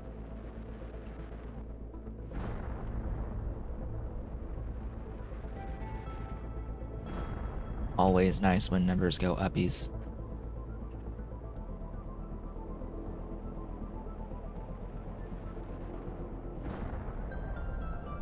Going up by like 0.25 per second at this point. Quarter of a Pascal every second. Oh boy. Now there's a discussion that I haven't had at all with these numbers.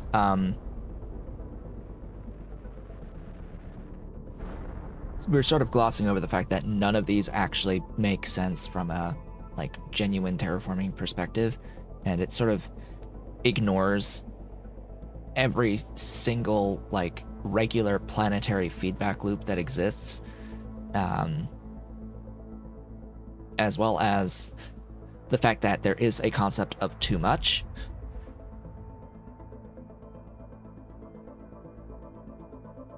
Yeah, we're just, as far as this game is concerned, more numbers equals better, but not really.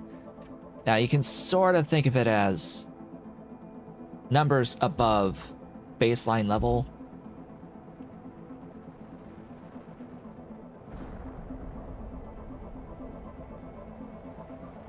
That one more still gets multiplied by your rocket percentage.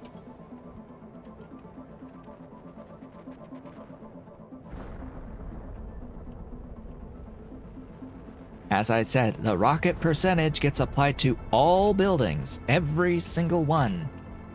You can't just ignore the fact that you're still going to get the extra percentage from the rocket when you add a normal building that isn't boosted by the fuses. It's still going to get the baseline rocket percentage bonus. No matter what, for every one that you add.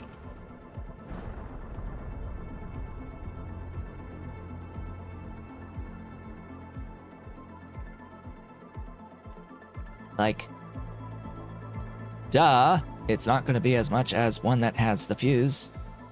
But the point is that the fuses are much more expensive, and I would rather just build more instead of trying to keep boosting with fuses. Like, each building can only do 8. Each one of these can only boost 8 at a time. It is not worth the effort to infinitely do things. That stuff. Like, the scale of base that you would need to get the trade points that you would need to keep buying fuses, the amount of time that would take would be better spent building more baseline buildings and getting the number up faster that way, and doing the things that don't directly add numbers to your production until you get the ability to get fuses consistently.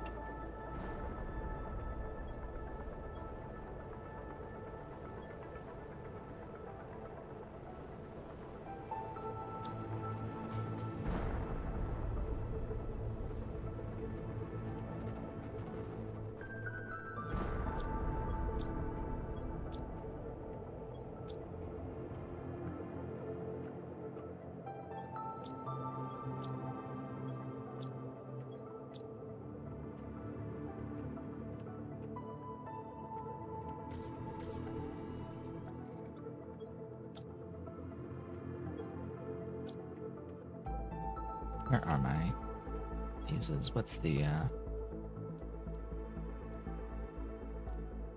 What, it's like a 500% multiplier, so it's a times 5.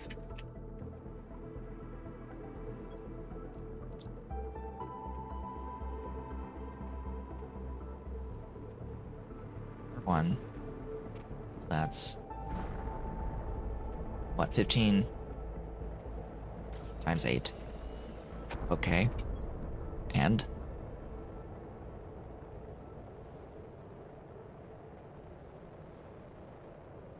if you add one that's not boosted, that's, yeah, 1/120th. Not 248.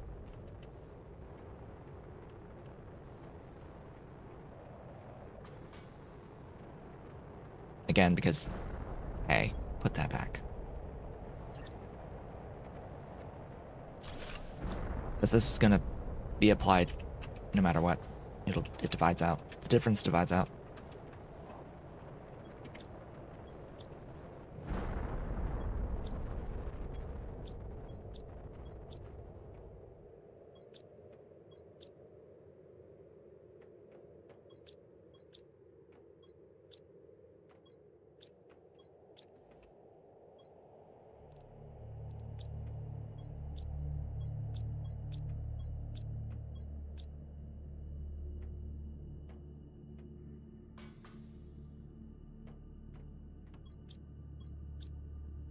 How many points do I have?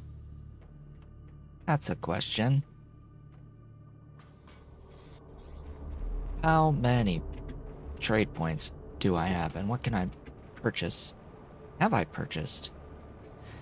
That's another great question. Do I just have stuff ready? Oh, and please don't hit me.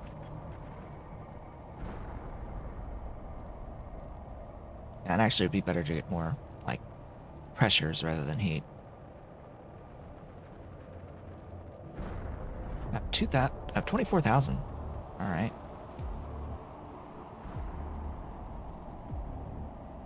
Sure.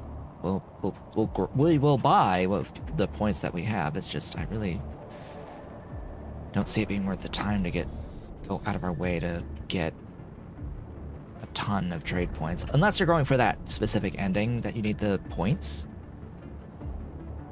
for. But don't you need to have like the points on hand for that as well? It's like, eh. Like if you're getting the trade points and if you're able to get infinite fuses, use them, but don't be worried if you can't. I mean, there's so many other things to do.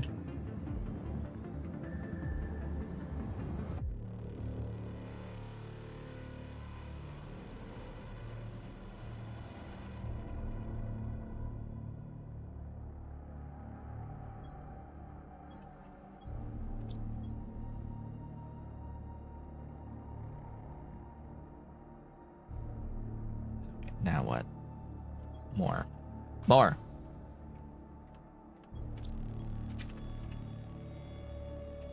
More what? Everything.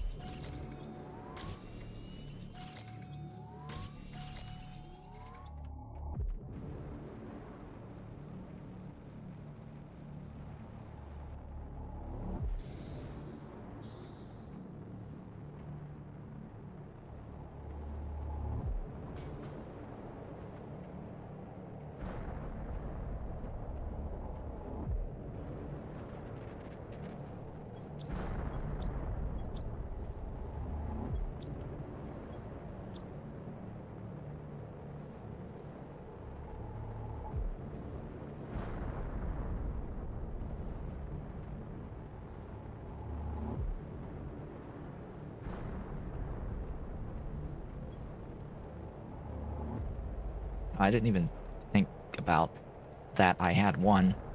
already. I shouldn't have bought as many as I did. Pressure.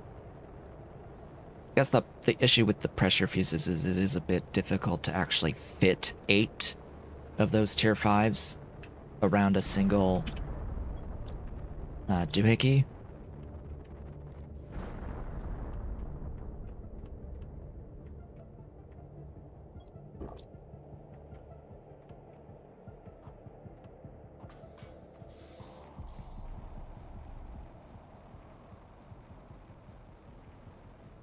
I do, like, have a setup, right? Yeah. Both of these are already maxed. Okay.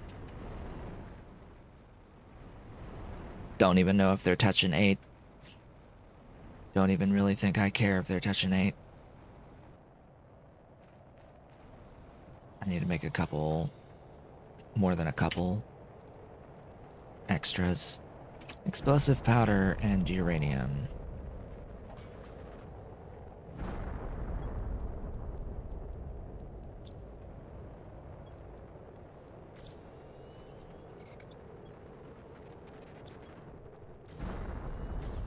And it's like 3 osmium, or obsidian, excuse me.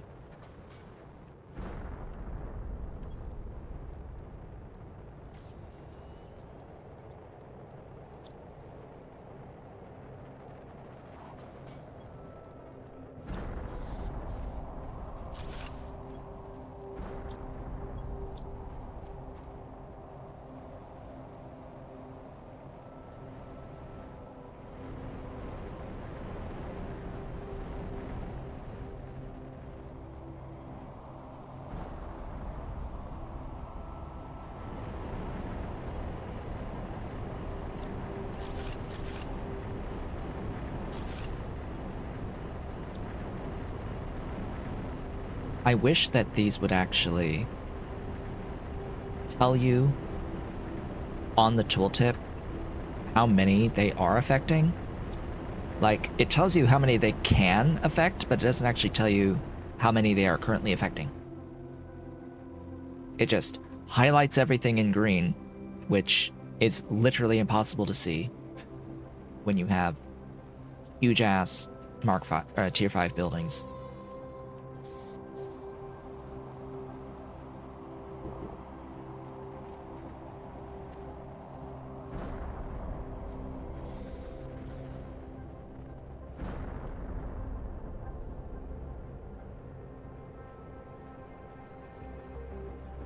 With an hour left, is this number going to hit 5 in the next hour? I don't think so, but we're gonna try. I think it's gonna actually need animal rockets. And those need osmium rods.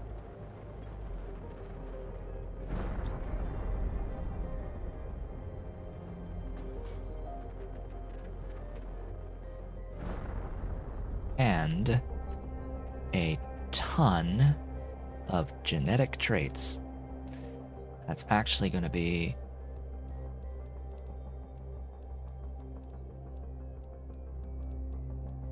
that's enough for 3. I need 12 more genetic traits, which generally probably easiest to pull in bees.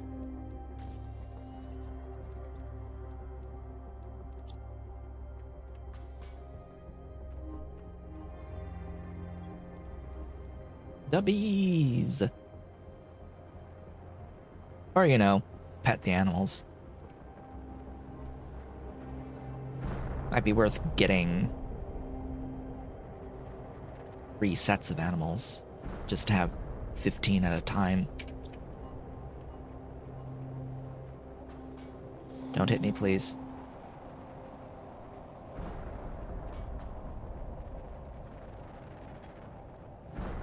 Oh, right. You sort of need to have tier 4 mutagen. 5 of it. For the 5 rockets. All right. Duh. Down.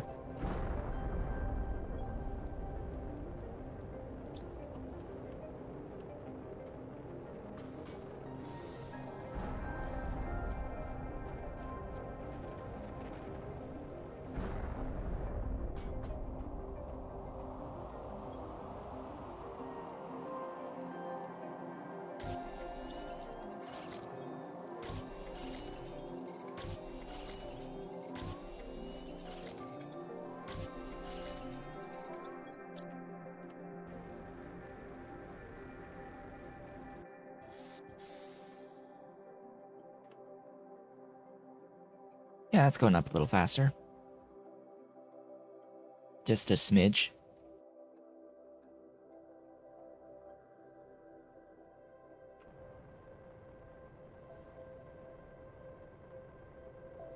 It is the fastest of the biomass items.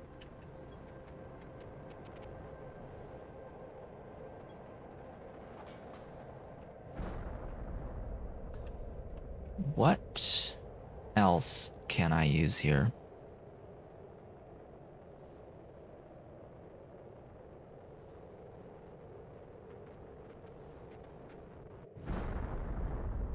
Yeah, there's really nothing as convenient as bees.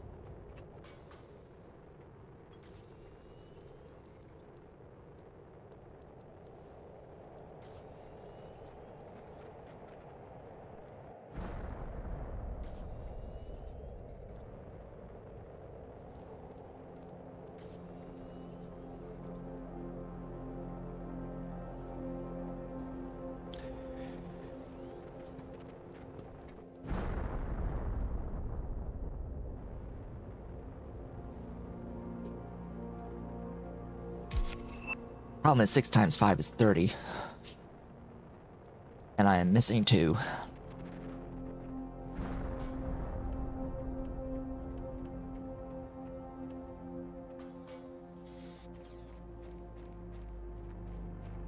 Critters.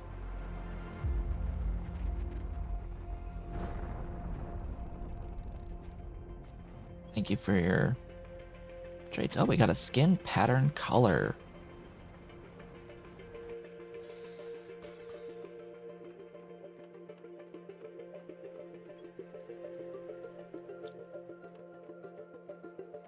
Tier 4. Osmium rods.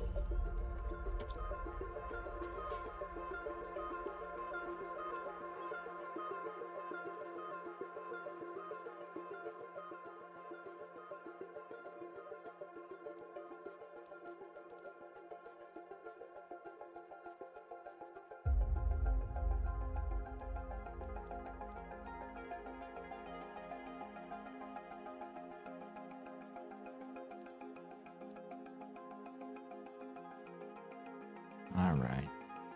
Almost there.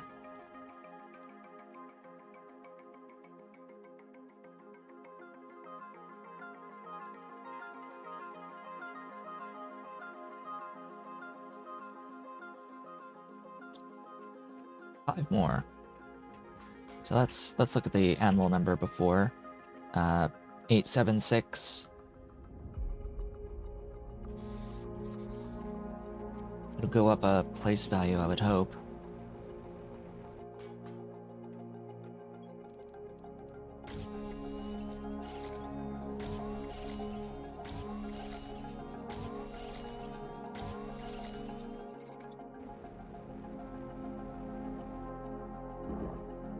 Oh good, we're done with the iridium rockets. Yep. From 876 to 1189. So it's going up by 0.1189 per second on just animals. If I did similar with insects, then the overall biomass number could go up by 0.2.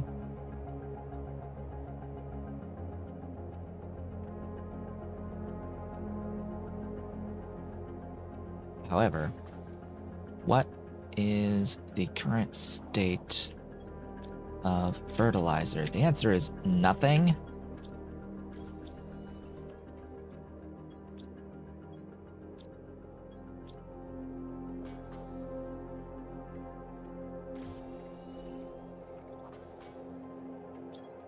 Driven by a lack of algae. Alright. More algae is required. This guy. Bioplastic fertilizer.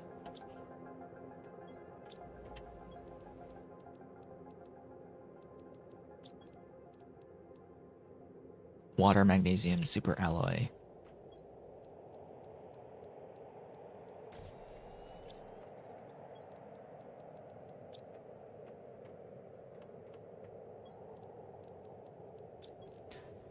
Alright, that leaves 2 rows of superalloy. Oh, nope, that is 2 rows. Excuse me. Just the fertilizer.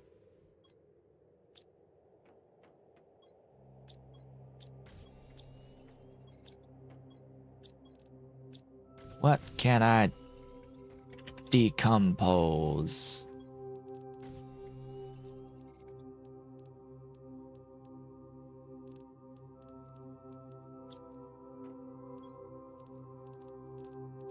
Well, looks like rare larva.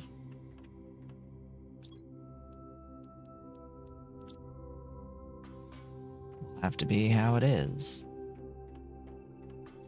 It's going to give tier 2, and I have to decompose that to tier 1.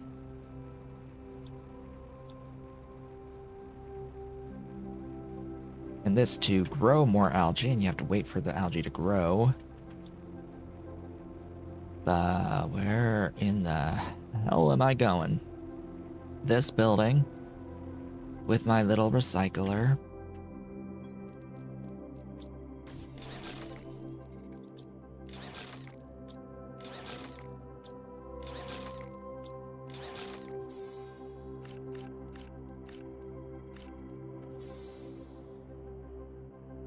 Come on, click the thing.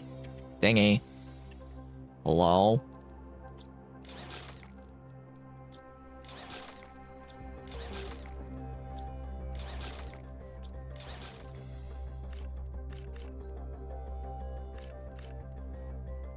Making a bit of a mess here, but that's alright.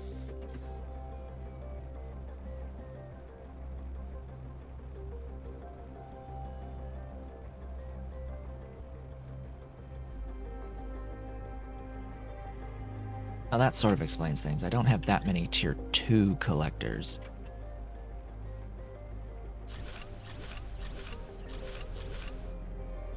That should help a little. That should kelp a little. Yes, it should kelp a little.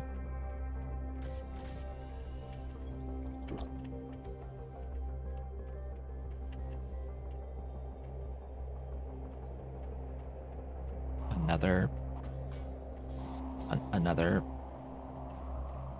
Guess it's just sandstorm at least this time. Maybe I didn't need as many methane cartridges.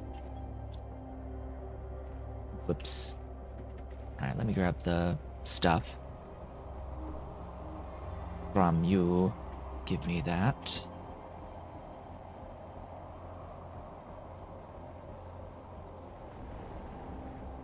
I think I'll have 1 extra here.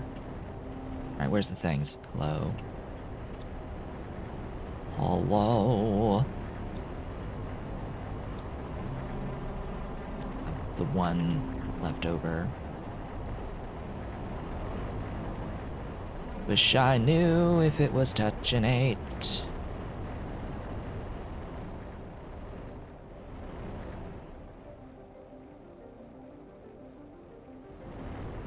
Most likely not. But whatever. How's that number doing? Oh yeah, going up by 0.68-ish per second now. Hey, we're at 4 TTI.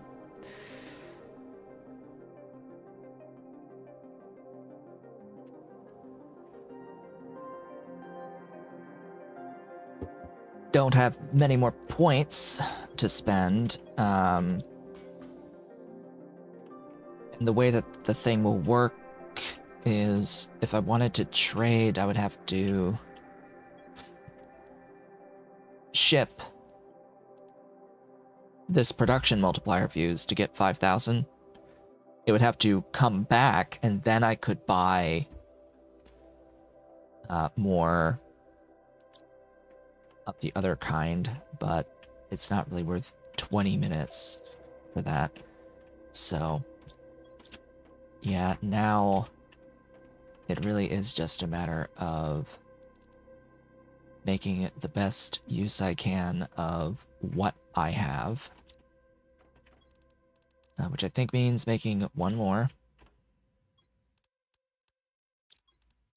2 explosives and a uranium.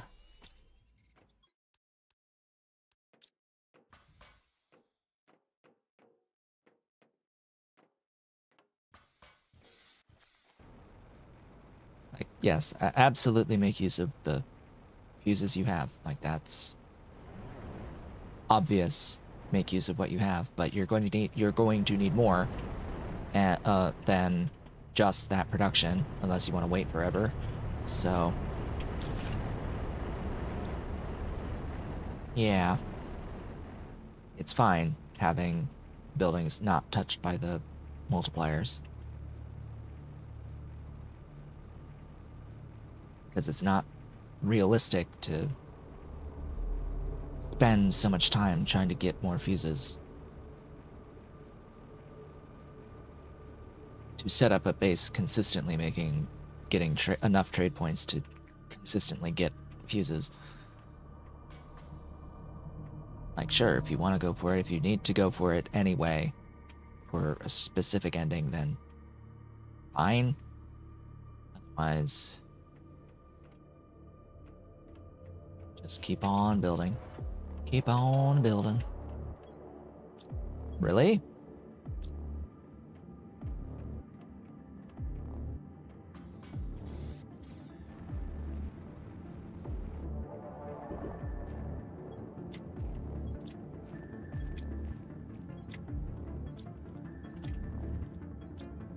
How many of these do I have? 1, 2, 3, 4, 5, 6, 7, 8, 9, 10 here. Collecting water. It would seem as if the algae has come into bloom already.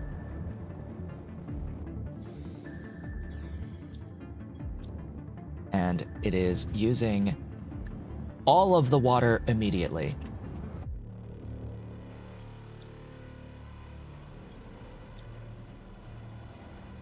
Unless it's going to the other thingy. If I have another thingy. I think I do. It's down this. Okay, so there's some water in here, at least.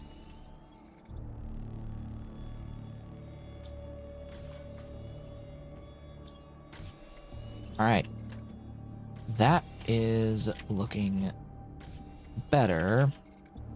So what I'm going to do now is I'm actually going to start telling it to do additional,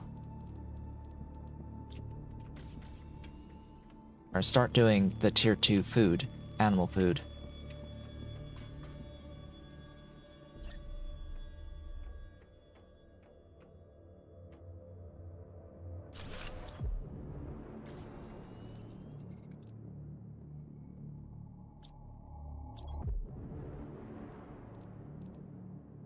Oh look, it needs algae. Guess what we're fresh out of?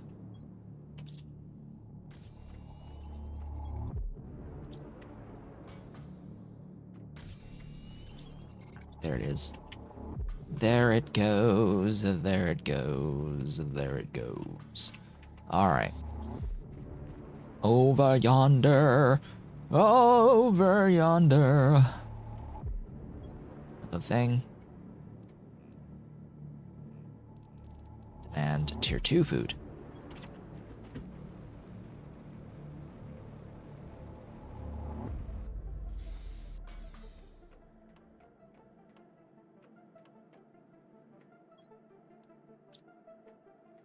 That'll be in range and it will upgrade. I just need to check because there's a chance the bots were en route with the tier 1s. Okay, we're fine. You're a big boy. Hi.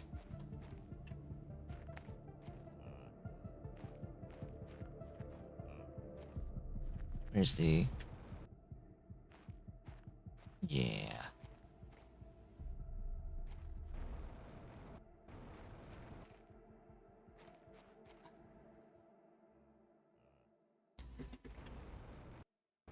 Alright, now that I've done that, more aminals.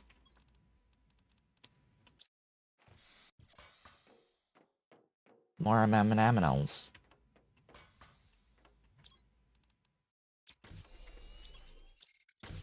Are required. And that needs a tier 2 fertilizer, methane cartridge,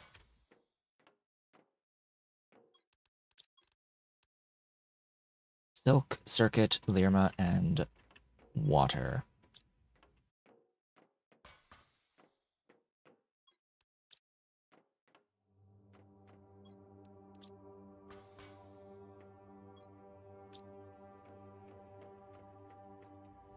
Lirma. Where are my... There. Decompose this rare into a tier 2 fertilizer. Yeah, we're gonna get the 5 today.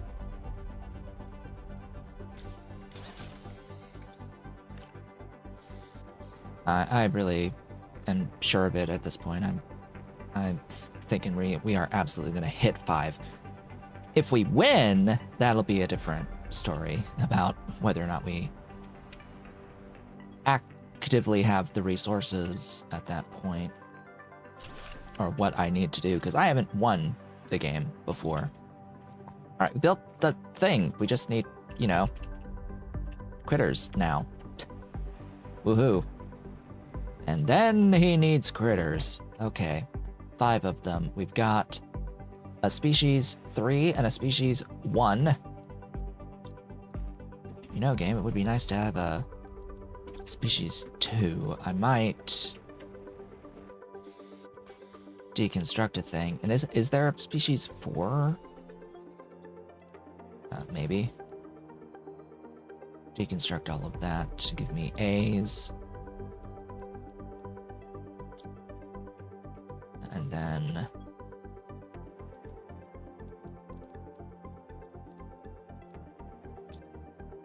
Does Pastera give color? Yeah, they all give B's. Oh, did I get a bioluminescence of 10? Oh god, okay. Sure.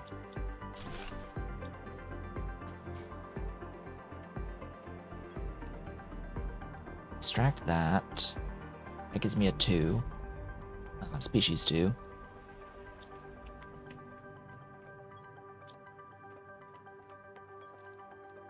Pattern.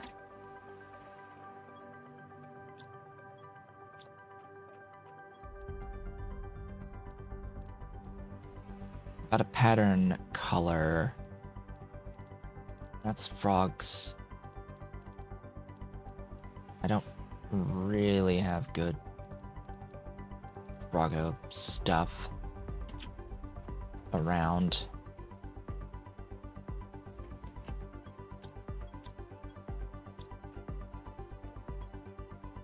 But I guess it'll be fine. It can just be white or whatever the default color is. Alright, species Oh, how about size? Size, yeah, size. Where is size? 2 is an uncommon.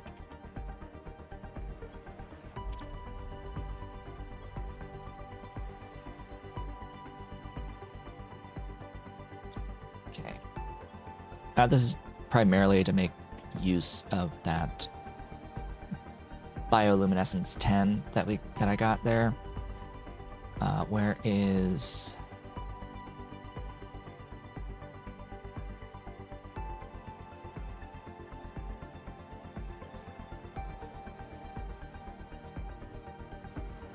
what do I want the actual colors to be?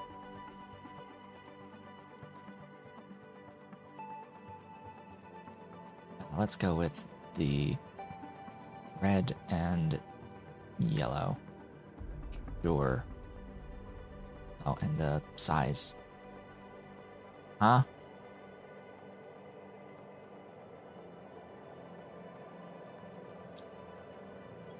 Oh, I didn't grab it.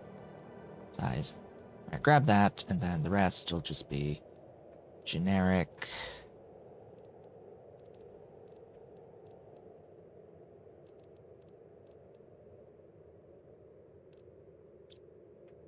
We'll do that for species. I need another B color.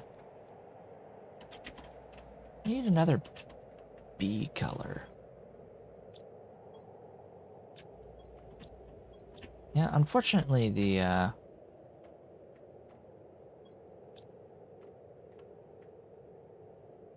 Goldens are bioluminescent.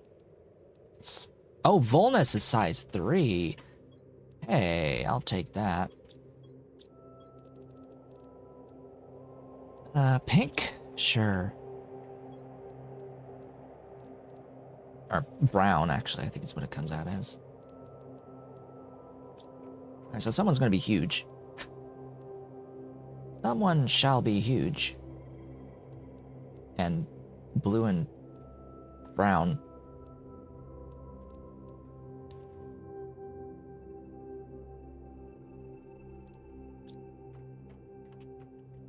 Alright, off we go. Off we go.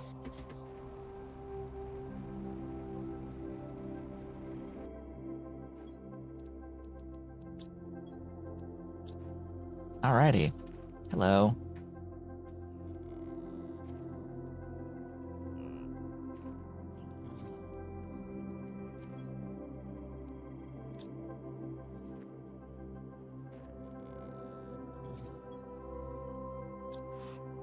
I missed one?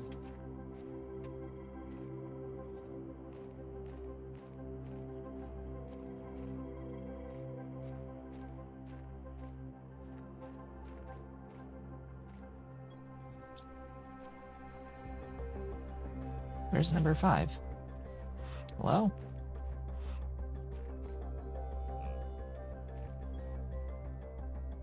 Oh, no, I'm just blind. I am just blind. Yeah, so we got a size 3 back.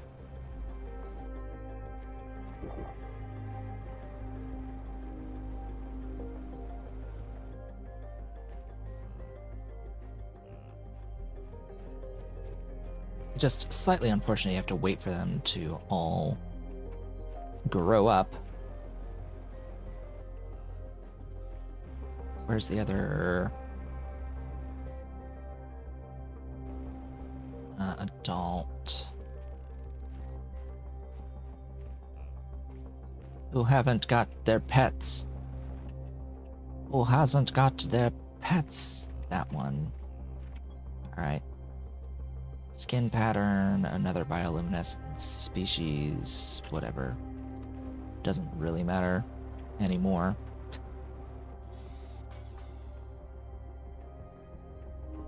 Food. Food.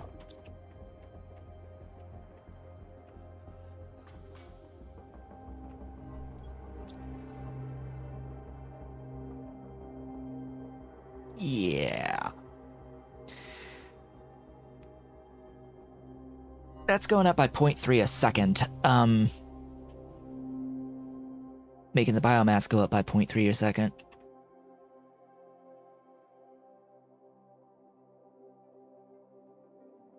Not the fastest. Pressure is still the fastest at 0.7. 2.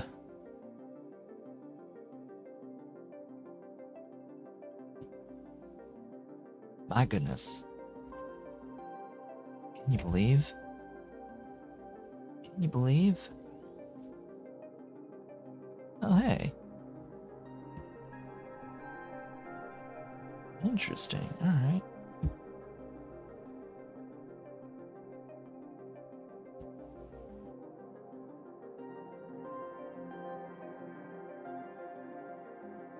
I have an eBay sale that I just made, which is always nice.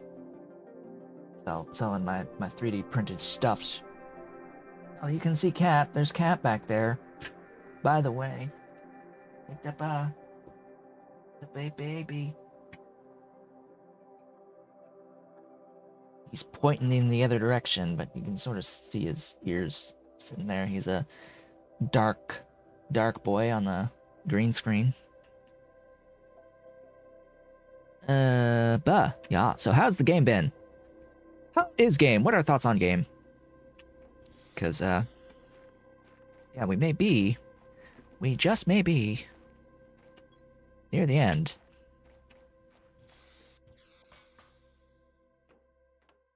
We just may be near the end. It's alright. It's alright. Not perfect. There's some things. There's some jank. There's some unfinished things in here that are very clearly not done. That are unacceptable. Like missing mesh. Missing colliders on terrain are unacceptable in story areas specifically. Yeah, the area where you pick up the recipe for the warden key detector, it is unacceptable the amount of utter jank for not having hitboxes on the terrain in there. That really, at 1 energy multiplier fuse. Okay, we are able to safely remove that, but how much power is the thing? 318. All right, we're fine. We are fine on that. Okay, so I need to make a fusion cell. 3 pulsars, 2 osmium.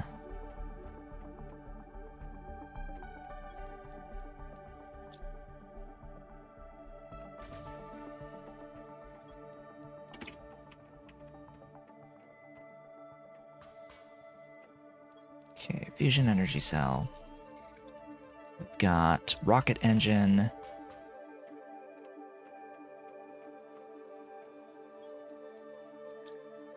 Super alloy rod. An iridium rod. Pulsar, solar, and blazar. Whoops, I went up, down. Pulsar.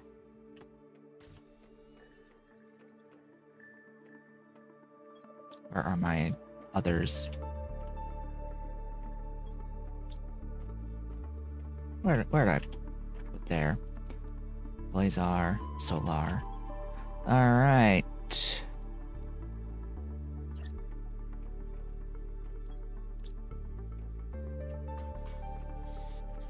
We can build it.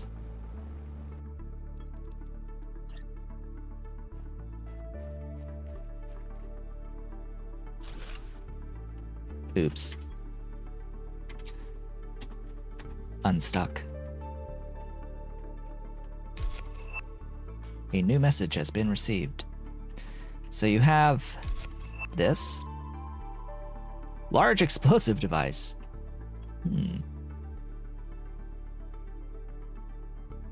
Please destroy the interference source to be able to receive extraction. Here's the thing. We sort of have to do that. Well, we'll look at the... Oh, do I even have a thingy to receive messages? I think it's up in this corner. So, we have message from Sentinel Corp. Congratulations! We've successfully terraformed the assigned planet. It has an anomaly that prevents us from colonizing it. You must destroy the anomaly. Yeah. So just so as we have a look, what is that recipe demand? Oh my god, we're up to 5.2 already. Where do you even make the stupid thing? Oh, you have to do that. Okay. Yeah, but here's the thing. Here's the thing, though. We've collected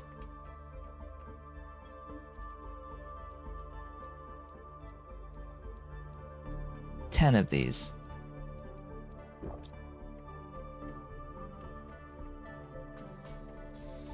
And I believe that you don't have to do the thing to the anomaly to leave via the warden route. So,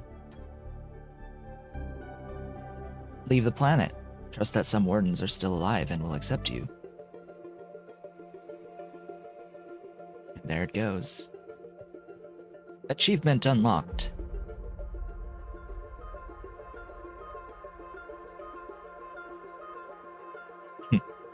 Up through the warp. Into a warp we go.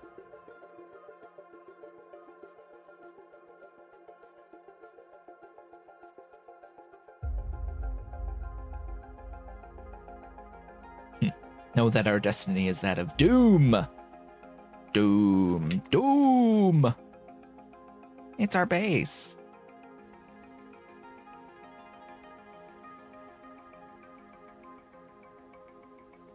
Giving up is not an option. It's the caves. We will see what Providence has in store for us. A warden. And that is that. We have won. Of course we're not going to give it to Sentinel Corp. Like, that's just mean.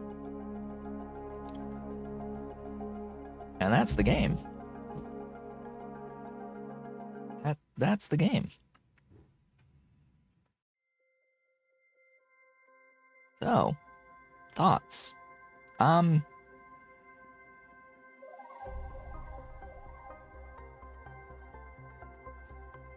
Mammals are a bit rushed. It's an interesting mechanic to work with the DNA samples. But from what I've seen on my own personal save that I haven't won yet on that one. In fact, I can you can load into the point that's just before you launched, by the way. But if I load my personal save, which is also like right around the point of being able to win, like 4.94 Terra TI. What I've done here is very similar to what I've done in the stream save. Like, I've got two thingies here with all of my animals. Got this guy with horns all over the place. Big. Nice bioluminescent pattern. Like, you can make some pretty cool looking creatures. It's just that the issue of games that have an ending in general is that if you give something like this too late, then there's not really much time to enjoy it before you've won and beaten the game. So that's, I think, my biggest complaint with, like, the Mammals stuff in general, is that, well, A, it gives you these huge boosts, which are nice, but also you win so quickly after hitting Mammals. unless you've been treating it as a casual game and just like you're on hour 50 by the time you unlock mammals and thus have a bunch more time left to play around with them. Like if you've been really playing the game consistently and trying to get the numbers up the whole time, yeah, there's not a lot of time to really enjoy mammals phase at all. I didn't build as many frogs in this save though. That's some other stuff I've done. Not as many frogs. Still a bunch of water, bunch of algae. I mined a lot more stuff on this save than my personal one, but or than my stream save. But still, though, we won. Don't like the lack of collision in story areas. I think that really comes off as unfinished, an unfinished product in those areas. Mechanically, fine.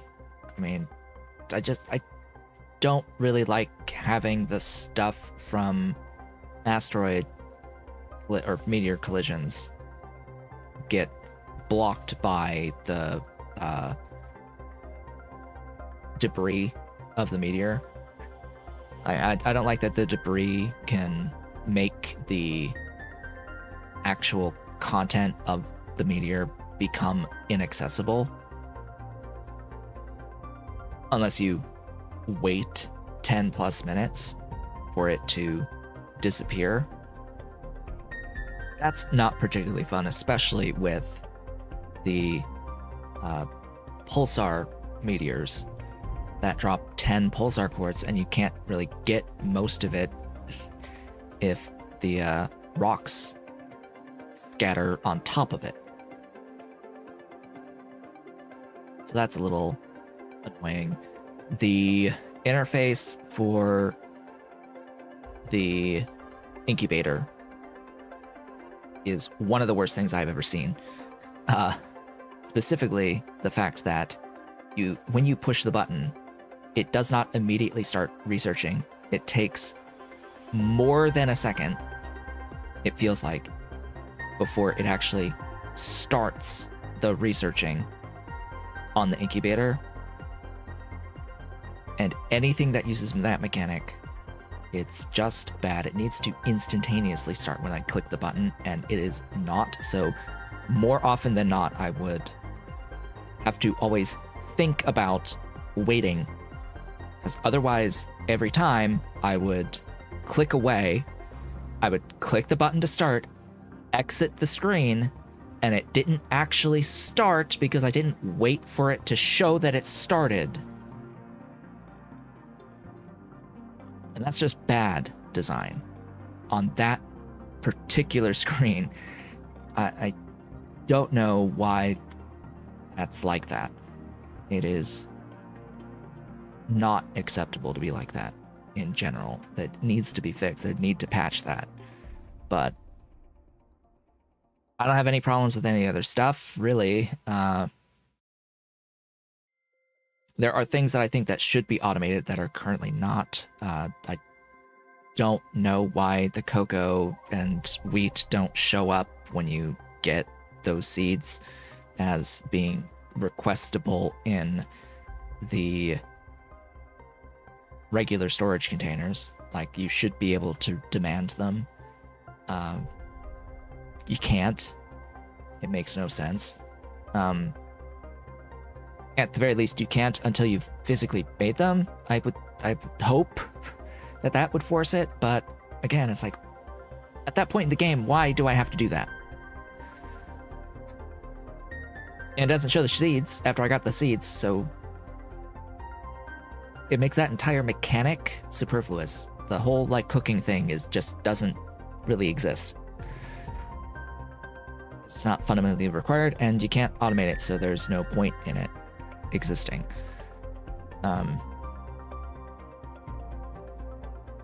So that's the bad. That's the bad. The good is the drone system in general.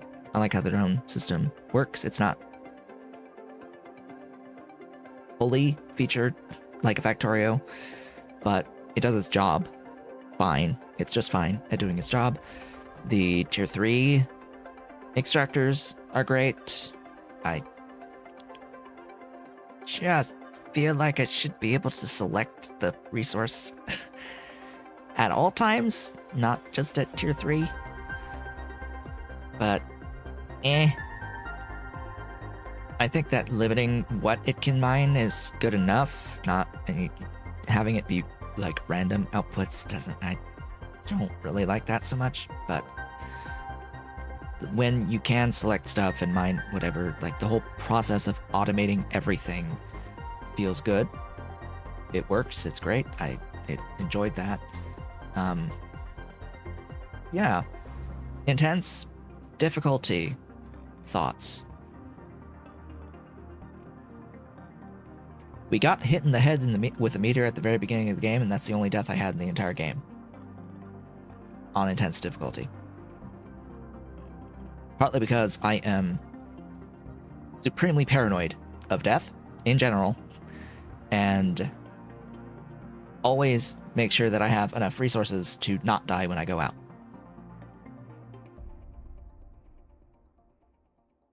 My biggest issue with the survival genre in general, with survival games in general, is, yeah, sure, you need to eat and drink and fill bars or you die, but you have to do that forever and ever and ever. It gets tedious over time. It didn't, because we could get the air, breathable atmosphere, because we could always get food access, and because we could just drink from streams, drink from the water on the planet, that made it bearable. That at least made it bearable for me. And just the length of the game itself, it didn't get to the point where it's like, oh god, I have to do this now again. So I think it was managed fine for a mechanic that I don't generally care for too much. But looks pretty. Game looks pretty. Game played fine. We got through it, we beat it, and that is the end of it. Yeah, so we're gonna be ending a little bit early today because of this. I am thinking that next stream I will try out the trial for a new similar game, as I said at the beginning of the stream today. There is this game called Eden Crafters that has released a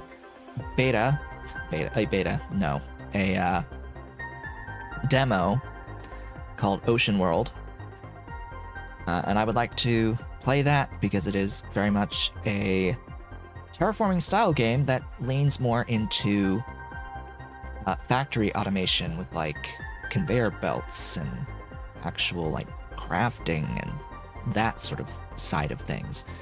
While this game had a little bit of automation with its focus on terraforming, Eden Crafters is going to focus on both the terraforming and factory building type of automation. So that will be interesting to see how that works out. Now, it is just a demo, so it doesn't have everything. The game is not out yet, but yeah, just wanna have a look at that next time. See how it is. Maybe do just the one stream, and that'll be it.